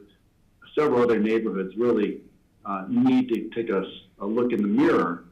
And so I'm hoping that Kevin and Valerie can put the fear of God into the community regarding fire, so we can all get started on that. So I'm hoping to see something. Regarding the Maroon Bells, it's interesting. At the RAFTA meetings, we've talked about bikes and the e-bikes, the bells, but it never comes off as engraved a way that Patty has framed it. I know we have a lot of mountain bikers, some people, or e-bikers. Some people are suggesting that may be an alternative to additional extra buses on the roads. But it does need to be managed, and people need to understand the risks, and they certainly should have helmets. So it's a great question, but I don't think it's time to ban e-bikes up there by any stretch. In fact, it might be a healthier way for people to get to the Maroon Bells and to see them. And I don't think we have accident statistics to demonstrate that it's a terrible threat any more than riding the Rio Grande Trail or riding around town. So I would love to see more information on that before we look for a solution to the problem, so to speak. I thought during the RAFTA meetings, we were talking about the bus service to the Bells, that I thought clearly the service should pay its way in terms of revenue, and I think we're going to subsidize it the amount of about $70,000 this year, which for overall cost, that's not very much. But I do know that I'd support talking about increasing fees for getting there, and it's a county fee. We collect it and the Forest Service participates in that. But if you walk the West Maroon Pass to Crested Butte, your taxi from Gothic down to Crested Butte is about $35, and we were niggling over whether we want to charge somebody $10 to use the bus or 12. It seems to me we could raise that extra money and make it a break-even proposition, and maybe even help start funding the electric buses, which we all want as part of our climate action plan, sooner if we looked at it as a potential revenue stream. And compared to other national parks and resorts and things like that with amenities like Maroon Bells, we are certainly a great value still, and would be and could be even with a modest cost increase. So those are some of the things I've talked to Kevin about, and we talked about at the RAFT board meetings. And so I'm looking forward to this conversation. Thanks. Thank you. Francie? It is on the agenda for Thursday to raise the fare to $20 and then to charge people for the one-way ride down. So we're going to be talking about it on Thursday morning for sure. It looks like it's going to be a go to have the fees be higher for that. So I just wanted to add that in, that's coming up at RAFTA this Thursday. Thank you. Steve? Several topics. First of all, the topic of getting Dan Gibbs over here. Last week he was on a controlled burn by East Vale. And if we had a controlled burn here, he could come participate in. I think he'd be here in a minute because he loves it. He's a wildfire fighter and he's very knowledgeable about it. I'm really concerned what would happen if a wildfire gets into Aspen, and if we had to evacuate Aspen on short notice. With Independence Pass could be blocked on the one end.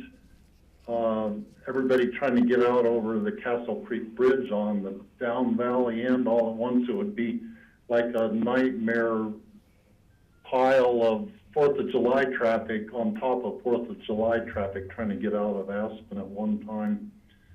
I don't think that that's the Forest Service's responsibility, but certainly for the city of Aspen to be thinking about that and also thinking about our mitigation strategies ahead of time is really important. That's another place where Dan Gibbs would be really invaluable because as a Summit County Commissioner, they had a very robust chipping program for different neighborhoods. And they would take all of the material to their landfill and make compost out of the chipping material, mixing it with the human biosolids and the food waste and everything. So I really like the idea of getting him involved in our planning over here. One other topic that, something we could possibly talk about would be the backcountry, and not the backcountry, just the camping on public lands. The people were last summer just kind of overwhelming camping on Forest Service lands because they were homeless and using that as their free housing so they could go to their jobs in Aspen. And I think we'll probably face that same situation this summer. It's partly a homeless problem, an affordable housing problem, a wildfire hazard problem, all kind of wrapped into one. Because if we have a dry summer and a lot of people camping out along the Forest Service roads, it's really a recipe for disaster. Can I just add something real quick about Dan? Yeah. Maybe we could just share Dan with us to how to log if he had time that day. We're having the meeting with the forest. It's the 20th of April.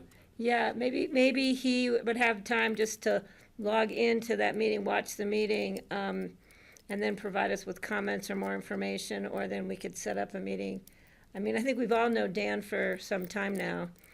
I've known him since like the early 2000s, so he's really familiar with us.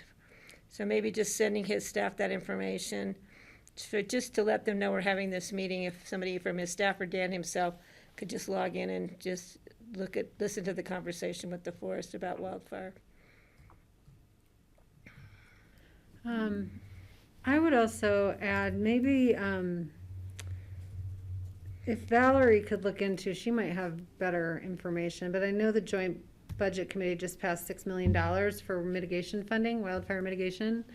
And I don't know all the details beyond that, but maybe Valerie can bring some of those details to the meeting for us to say this money is available out there if you all wanted to go in on a project, or if one of the jurisdictions wanted to apply for a project.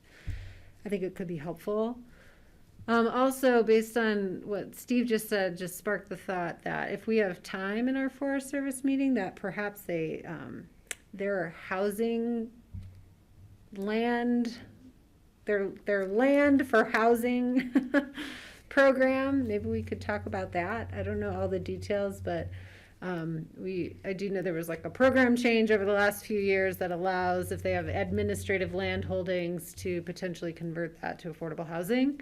And I think that's an issue we all care about, so maybe it's an important one to talk about. Yeah, they did that over in Eagle County around the Minturn area. There was a piece of land there, I think, that they were looking at with the local government. There's some identified sites on that. I'm not sure how that's changed. We talked about it maybe at the 8th Street station, but we didn't get very far because that seemed like a perfect location, but it's a pretty pricey piece of property. But that's a good Anyway, so that would be another topic if we have time. Just note, with 3 boards and all these Yeah. topics, there may need to be some editing. Sure, totally. Okay. And a clarifying question, are we hosting the meeting? Is Picken County the host? I think we are. We're the ones who I started need it. to double check whose turn it is, yeah. No, we're the one. It was our idea to do it, so yeah, I think that we are. This is sort of an in-between cycle. It's you, Kelly. You're on Okay, first. I just want to know, and then you're on second. Okay, do you have enough? Yeah, and Okay. like I said, we'll probably have to, when I talk to Kevin and such, edit down a little Sure. bit for, I'll follow up with And, you. you know, on- again, the initial focus of the invitation was wildfire mitigation, right? Mhm. So, I'll just look to the board for that priority. Okay, if we have everything we need, we're back on time, so let's look at future agendas. and I will make it real easy for you. I don't have any. I'll cede my time to Patty. Okay. Well, I'm sorry I missed a meeting on Commissioner Friday Cox. with you guys because those meetings are always so much fun. I only have one thing at this time, and that is on the 4th of May. It's a work session. I will be visiting my mother again in California, giving my sisters a break and spending Mother's Day. So if I can, if Mom cooperates, I'll try and log into that meeting, but right now I have no promises. Steve?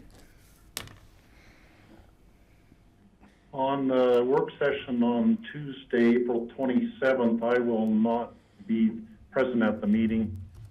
I will be there, however, on our regular meeting on the 28th. So I'm missing the Tuesday meeting. Okay.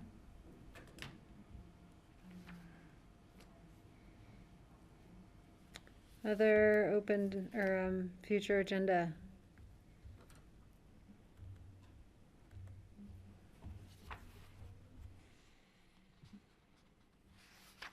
Oh, now you have us Oh. ahead of schedule. I know. I guess I do have some items, some that I probably could have brought up earlier. I guess I'm wondering with the COVID-19 discussion, I don't know if the Board of Health is going to talk about, I know you brought up talking about expectations for the dial, et cetera. I'm wondering about the longer term conversation of like summer events and guidance related to that. So maybe I'll just put a plug in for that for our next COVID-19 update. Yeah, and beyond the event safety plan requirement, I think, Ellie, they'd be looking at, the capacity limits. Mhm. going away, which would open up more events potentially. Okay. So. They're working with Accurate on that, but I haven't seen the agenda for the Board of Health meeting yet, so I'm not sure what else. It's mostly going to be metrics update, vaccine, update on 5-star program, So and then there's these no policy other general. questions. Yeah. Okay. Okay.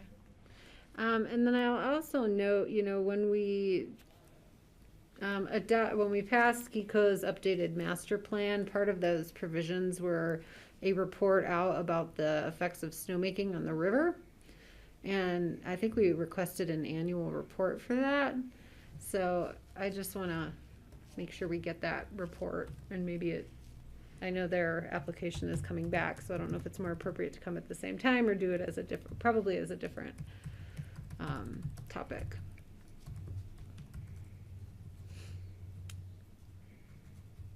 Okay. Any other items for future agendas? Okay. Not seeing any, we can go to board open discussion. John? Yeah, not a whole lot here either. I just want to update the board that we are still tracking the American Rescue Plan dollars. We're waiting for guidance from the Treasury as to what the qualifications of those funds will be. It looks like it's going to be broader, obviously, than the CARES Act, and focused not solely on the public health response, but more broadly on infrastructure and rebuilding a more equitable economy and such. And so we're looking for a little bit more detailed guidelines before we put a lot of effort into planning. So that will still be coming. We're expecting to see those hopefully soon. And that's it for open discussion. Did we lose Greg? No. So I just want to touch, I just want to follow up on that conversation because there is a broader effort happening, among counties and I think just jurisdictions in general to look at the money that's going to come through the state. So the state is also, while we are getting a specific allocation that we will obviously discuss, there's also a large sum of money, I don't remember the amount, maybe John does, that is going to be funneled through the state of Colorado. And obviously those decisions typically, the priorities get laid out by the governor, the Joint Budget Committee hashes those out and they adopt it as legislation. And you may have seen that the governor's office is doing this sort of listening tour that they're calling Building Back Better. Parallel with that, there's an effort to get jurisdictions aligned to be talking with the governor's office and the Joint Budget Committee about really using this money in a really meaningful way to actually solve some big problems. And John Sortout called me to talk about it, and he was like, the learning that this is based on is during the Obama stimulus plan, it sort of just went broadly and generally into a lot of buckets. And the takeaway that he heard from Senator Bennett was, gosh, we really could have done something with all that money. And so the effort here is, should we be having a conversation to identify some really specific areas of need, areas where we know there are big problems that require big investments, and, collaboratively pool money into those directions. This will come up as an idea on Thursday when I am on the CARES Act consortium call. We meet monthly now.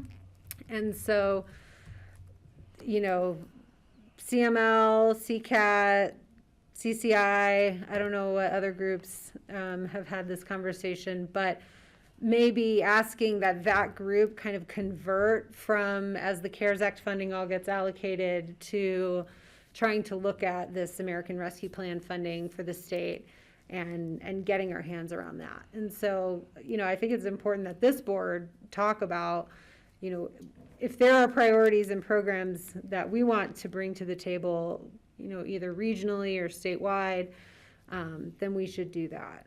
So I wanted to open that up, let you know those dialogues are going on. And again, as John said, the Treasury guidance is going to put the guardrails on how that money can get spent.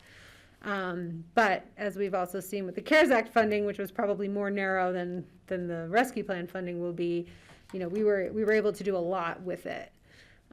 So either we just have a commitment now to start getting our wheels turning on that, or if we want to just have a check-in on that idea, I think it will be important to discuss because, there's different approaches on how to spend all this money. So, Patty. Yeah, I think something that might be of interest to throw out there is some of the things that we learned.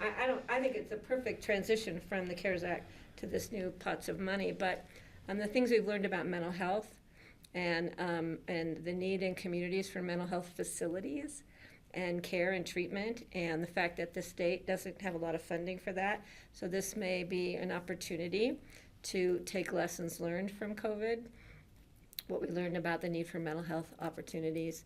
And the other issue is what we learned in detention centers with the state Department of Corrections and the proximity of inmates to each other, the transmission of disease, et cetera, et cetera. So that I'm just trying to think of opportunities for us to maybe use that money to address some of the issues that we had before COVID that really came to the forefront during COVID as far as recovery. And just so the board knows the scale that we're talking about, it's estimated right around $4 billion that would come to the state. For B as in boy billion? Correct. Which ironically could trigger Tabor refunds later this year. Anyway. But anyway. It shouldn't if it's federal dollars, should it? Well, that's what the budget situation is that they're talking about for Colorado. Huh. So anyway, I'm just looking at opportunity to be creative in use of these funds for, these are situations that we had prior to COVID and we're going to have after COVID. But I think a lot of these things were emphasized more to us during COVID and because of COVID. So might be a way for appropriate use of some of these monies to help us fund some of the needs that we have recognized publicly recently. Greg, and then Francie. Great, thanks, Patty, for saying that. You beat me to it. I was going to say mental health facilities, so we can actually be, stop using our jails as mental health facilities, and that has come up in the whole time I've been a commissioner. When from back in the day when Don Berg was talking about he ran a mental health facility. When we were talking about how West Springs was the only one in the western part of the state in Grand Junction, he said, well, actually, no, every jail is a mental health facility. And so I think Patty hit the nail on the head with that one. Of course, I'd also like to put electrification, ways we can work with the transition to electrification, regard for climate, and that would also include transportation, mobility, and connectivity electrification. They're tied together, but we could spend the $4 billion on mental health facilities, transportation, electrification pretty easily. Francie. I'd like to have a discussion, a further discussion about equity in our county, because that was one of our main discussion points at our retreat, and we were sort of committed to not letting this opportunity for change slip by after a year of COVID. So I'm thinking affordable childcare, affordable housing for our undocumented workers, some kind of representation for our workforce, for our restaurant workers and service workers and all of those working. We talked about working with the Aspen Institute maybe to come up with some way that those people have a stronger voice in the city and the county. So some of those issues, I think, could definitely come up as we look at dispersing available funds.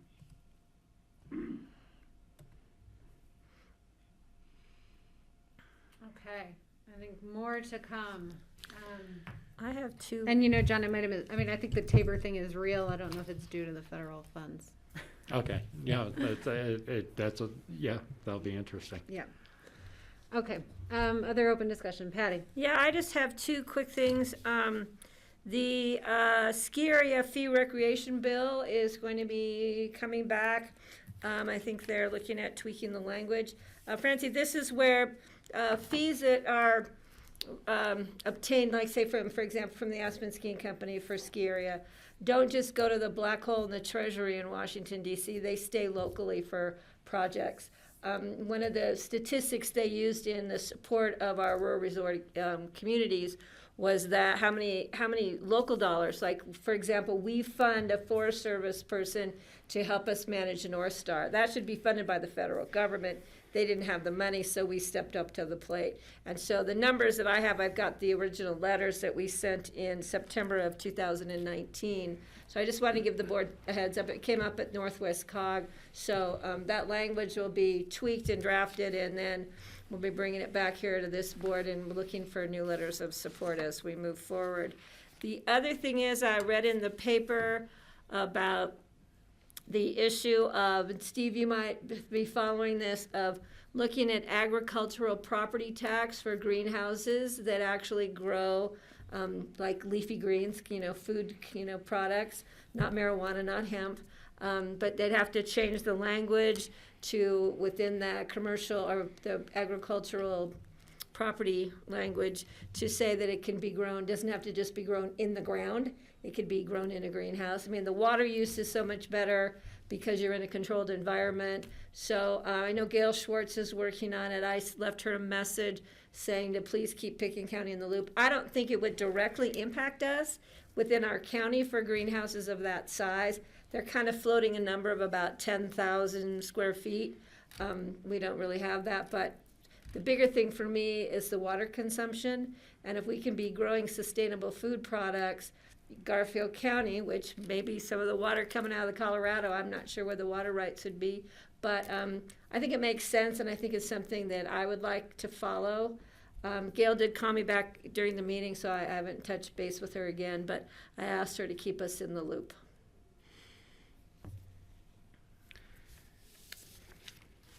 Okay. Do you know if CCI took a position on that? It's Francie just or being Steve? drafted, so it's early, I think. Other open discussion items? Did you have more? Sorry. No, that's my fault. This was one I was going to forward to Kelly, you and Francie, but may have broader appeal because of your involvement with AFSHA. But given our last discussion on April 13th from noon to 1, the Aspen Institute is hosting a meeting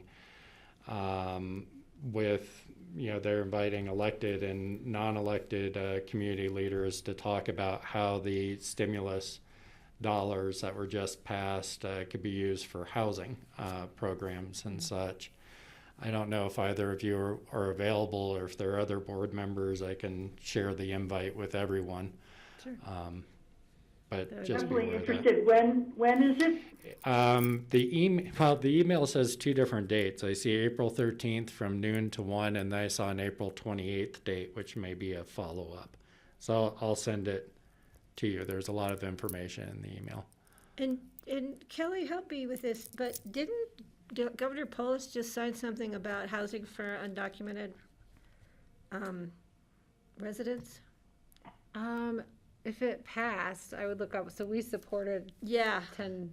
I thought he was signing it. So, so Francie, that's a point for you. That I'm surprised there hasn't been more controversy in our congressional district about it, but we'll see. Well, and that's a state bill. There's a lot going on with housing.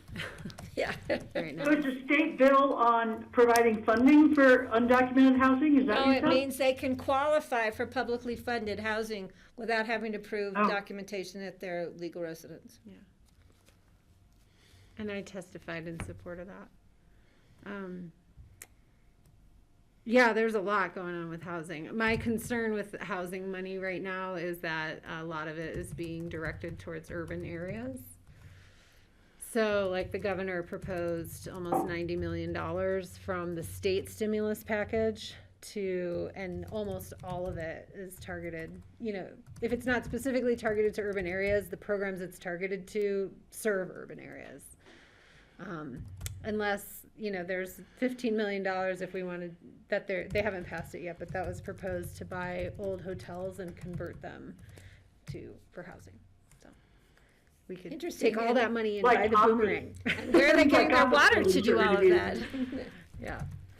Anyway, so there's a lot of money in housing, but we need to make sure we get our piece, get to use it up here. I could think of a few projects, yeah. For sure. Other open discussion, Steve.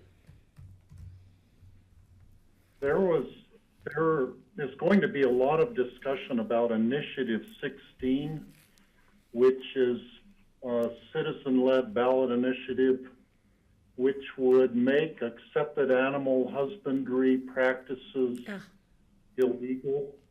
It would basically kill animal agriculture in the state of Colorado if it passes in, I think it's November 2022 that they are shooting for. The agricultural groups in the state are doing a lot of organizing to fight against this. There will be a meeting on Saturday, April 10th in Newcastle of local people, and I might try to go to that. The 3 Garfield County commissioners will be there. Representative Perry will be there.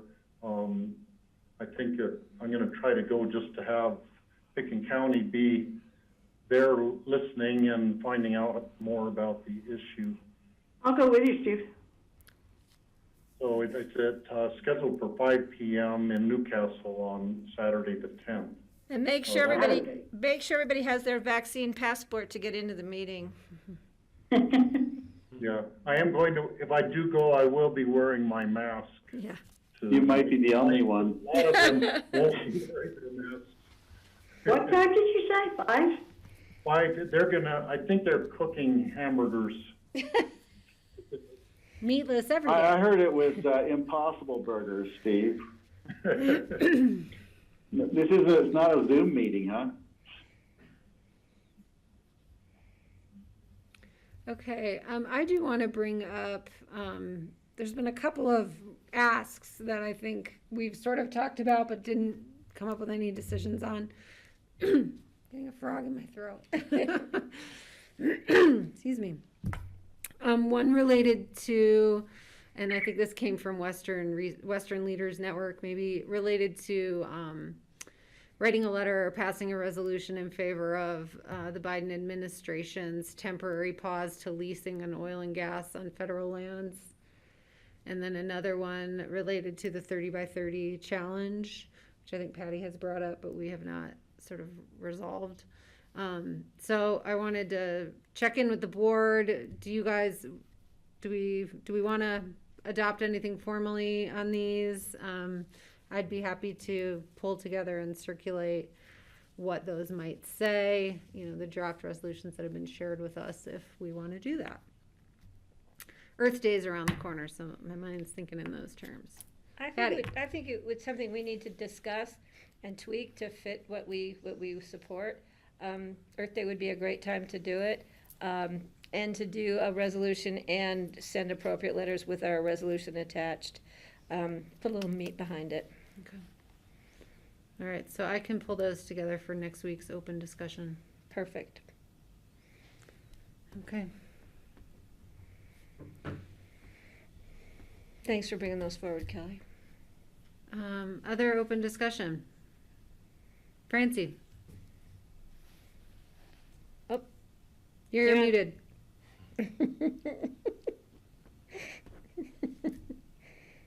Oh, that. Do we have any more ideas about how to approach the STR program in Redstone, or the STR problem in Redstone, or because I think the last thing was that staff was going to look at some alternatives that were being used in other areas, and And I've sort of been looking at that too, and just wondering if we're going to have any opportunity to get back to these people who are very anxious on both sides in Redstone. Can I just say something? Sure. To me, it's not a Redstone-specific problem. It's a problem we've been looking at throughout the entire county and how we can do it. And I think it's my understanding that staff was going to be looking at a way we could at least make first steps as far as a licensing program, so we at least get the numbers in, know where these issues are before we do any consideration of prohibition, or we're going to allow 10 units on Main Street and 5 units on South Street, any of those specifics. So that was my understanding, and John, please correct me if I'm way off base on that. I completely agree. That's where I thought we were also. Yeah. Yes, I know, Francie, that I believe the attorney's office is working on a base regulation to bring back to the board with the idea that that will allow us to collect data to do further. So I'm wondering, I don't know that I'm getting these same emails, Francie, so if you're getting those requests, maybe I can, if you want to forward them on, I can sync up with John Ely and try and at least let the folks know what we're doing. It may not satisfy the desire at the caucus right now, but we can try and get back to them for you if you want to forward some of those along. Well, I've answered all the letters and told them exactly that you know, we're looking at this and you know, and the frequency is definitely going down. I think they're starting to realize, hey, we're not going to do anything right away and bam, STRs or anything. But, you know, that the last one was from this guy, Chris. I can't remember if I forwarded that to you or not, but yeah, it was very civil. And I'll send it on. I can't remember if I forwarded it. If I didn't, I will. That or I'm missing these somehow. Yeah, but, we just got it, and I know that it came individually to all of us here. No, I appreciate you, Francie, keeping the, because, you know, Redstone's request is to, like, do a zoning overlay prohibiting it, right? Which is not the process of the conversation, is not the direction of the conversation that the attorney's office is operating under right now. So that's my recall. Anyway. Yeah. And if we wanted to do something different, we would have to direct that. So I suppose the check-in then is, do we need to have another conversation about short-term rentals specific to Redstone, or do we continue to wait for the ordinance to come forward? And I think Patty, we've heard from Patty. Yeah, I think we need to look at the whole county. This is not as specific. It's happening in my end of the valley, Francie, your end of the valley, and the extremes of the valley. So, or your end of the county. So I think we need to let the county attorney and ComDev do their work, and they'll probably bring it back to us, I would imagine, a work session for further discussion. And then we can take it one step at a time rather than react, you know, knee-jerk react and maybe not be covering all the bases. Okay. And yeah, I guess the one thing I struggle with is it's, you know, there's no consensus emerging. So, you know, it's hard. And there's, for me, I was thinking about, gosh, how could we figure out, like, do a true survey of the, you know, the preferences along there. And that's hard to do. A ballot question wouldn't capture everybody. You know, the caucus, you know, may or may not capture everybody. So if there's better ideas on how we might suggest they do that, I do think that there's, it's closer to consensus along the lines of, you know, being taxed for the time that you are commercial as compared to the time that you're residential, so that people who buy houses and it's all commercial, but they pretend it's residential, aren't paying residential taxes. And then, you know, the traffic and the parking and the water and those kind of things. I think the people who are running STRs are not opposed to paying more of their share of those kinds of amenities. So I think there's avenues that we can take that would, with enough discussion and enough comparison to other communities, that might help out, might put some water on the flames a little bit in Redstone. And, but I agree, it is a whole county thing to think about, but I don't know, it's Redstone. I mean, they are unique, right? They do have strong their own feelings unique- about their community. They have really strong feelings about their community, and they care a lot about preserving it. Let me just say that. Greg and then Steve.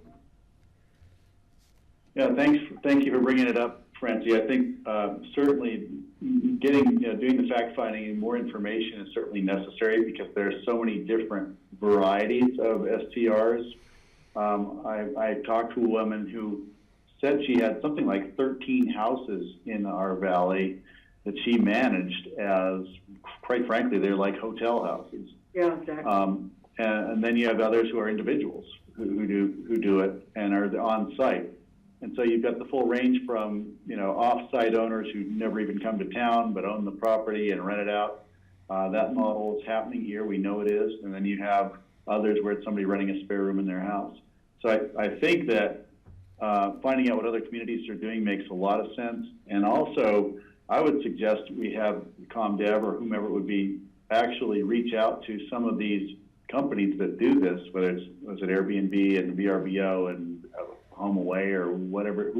I'm not even sure who's all in the business now, but they're dealing with this across the entire planet and certainly around the country, and might actually have resources and information that could help us navigate this. Whether we take their advice or not is our decision, but I do know they're running up against these issues in communities across the country, and they are certainly incentivized to figure out how to make it work harmoniously because they don't want to be zoned out of business.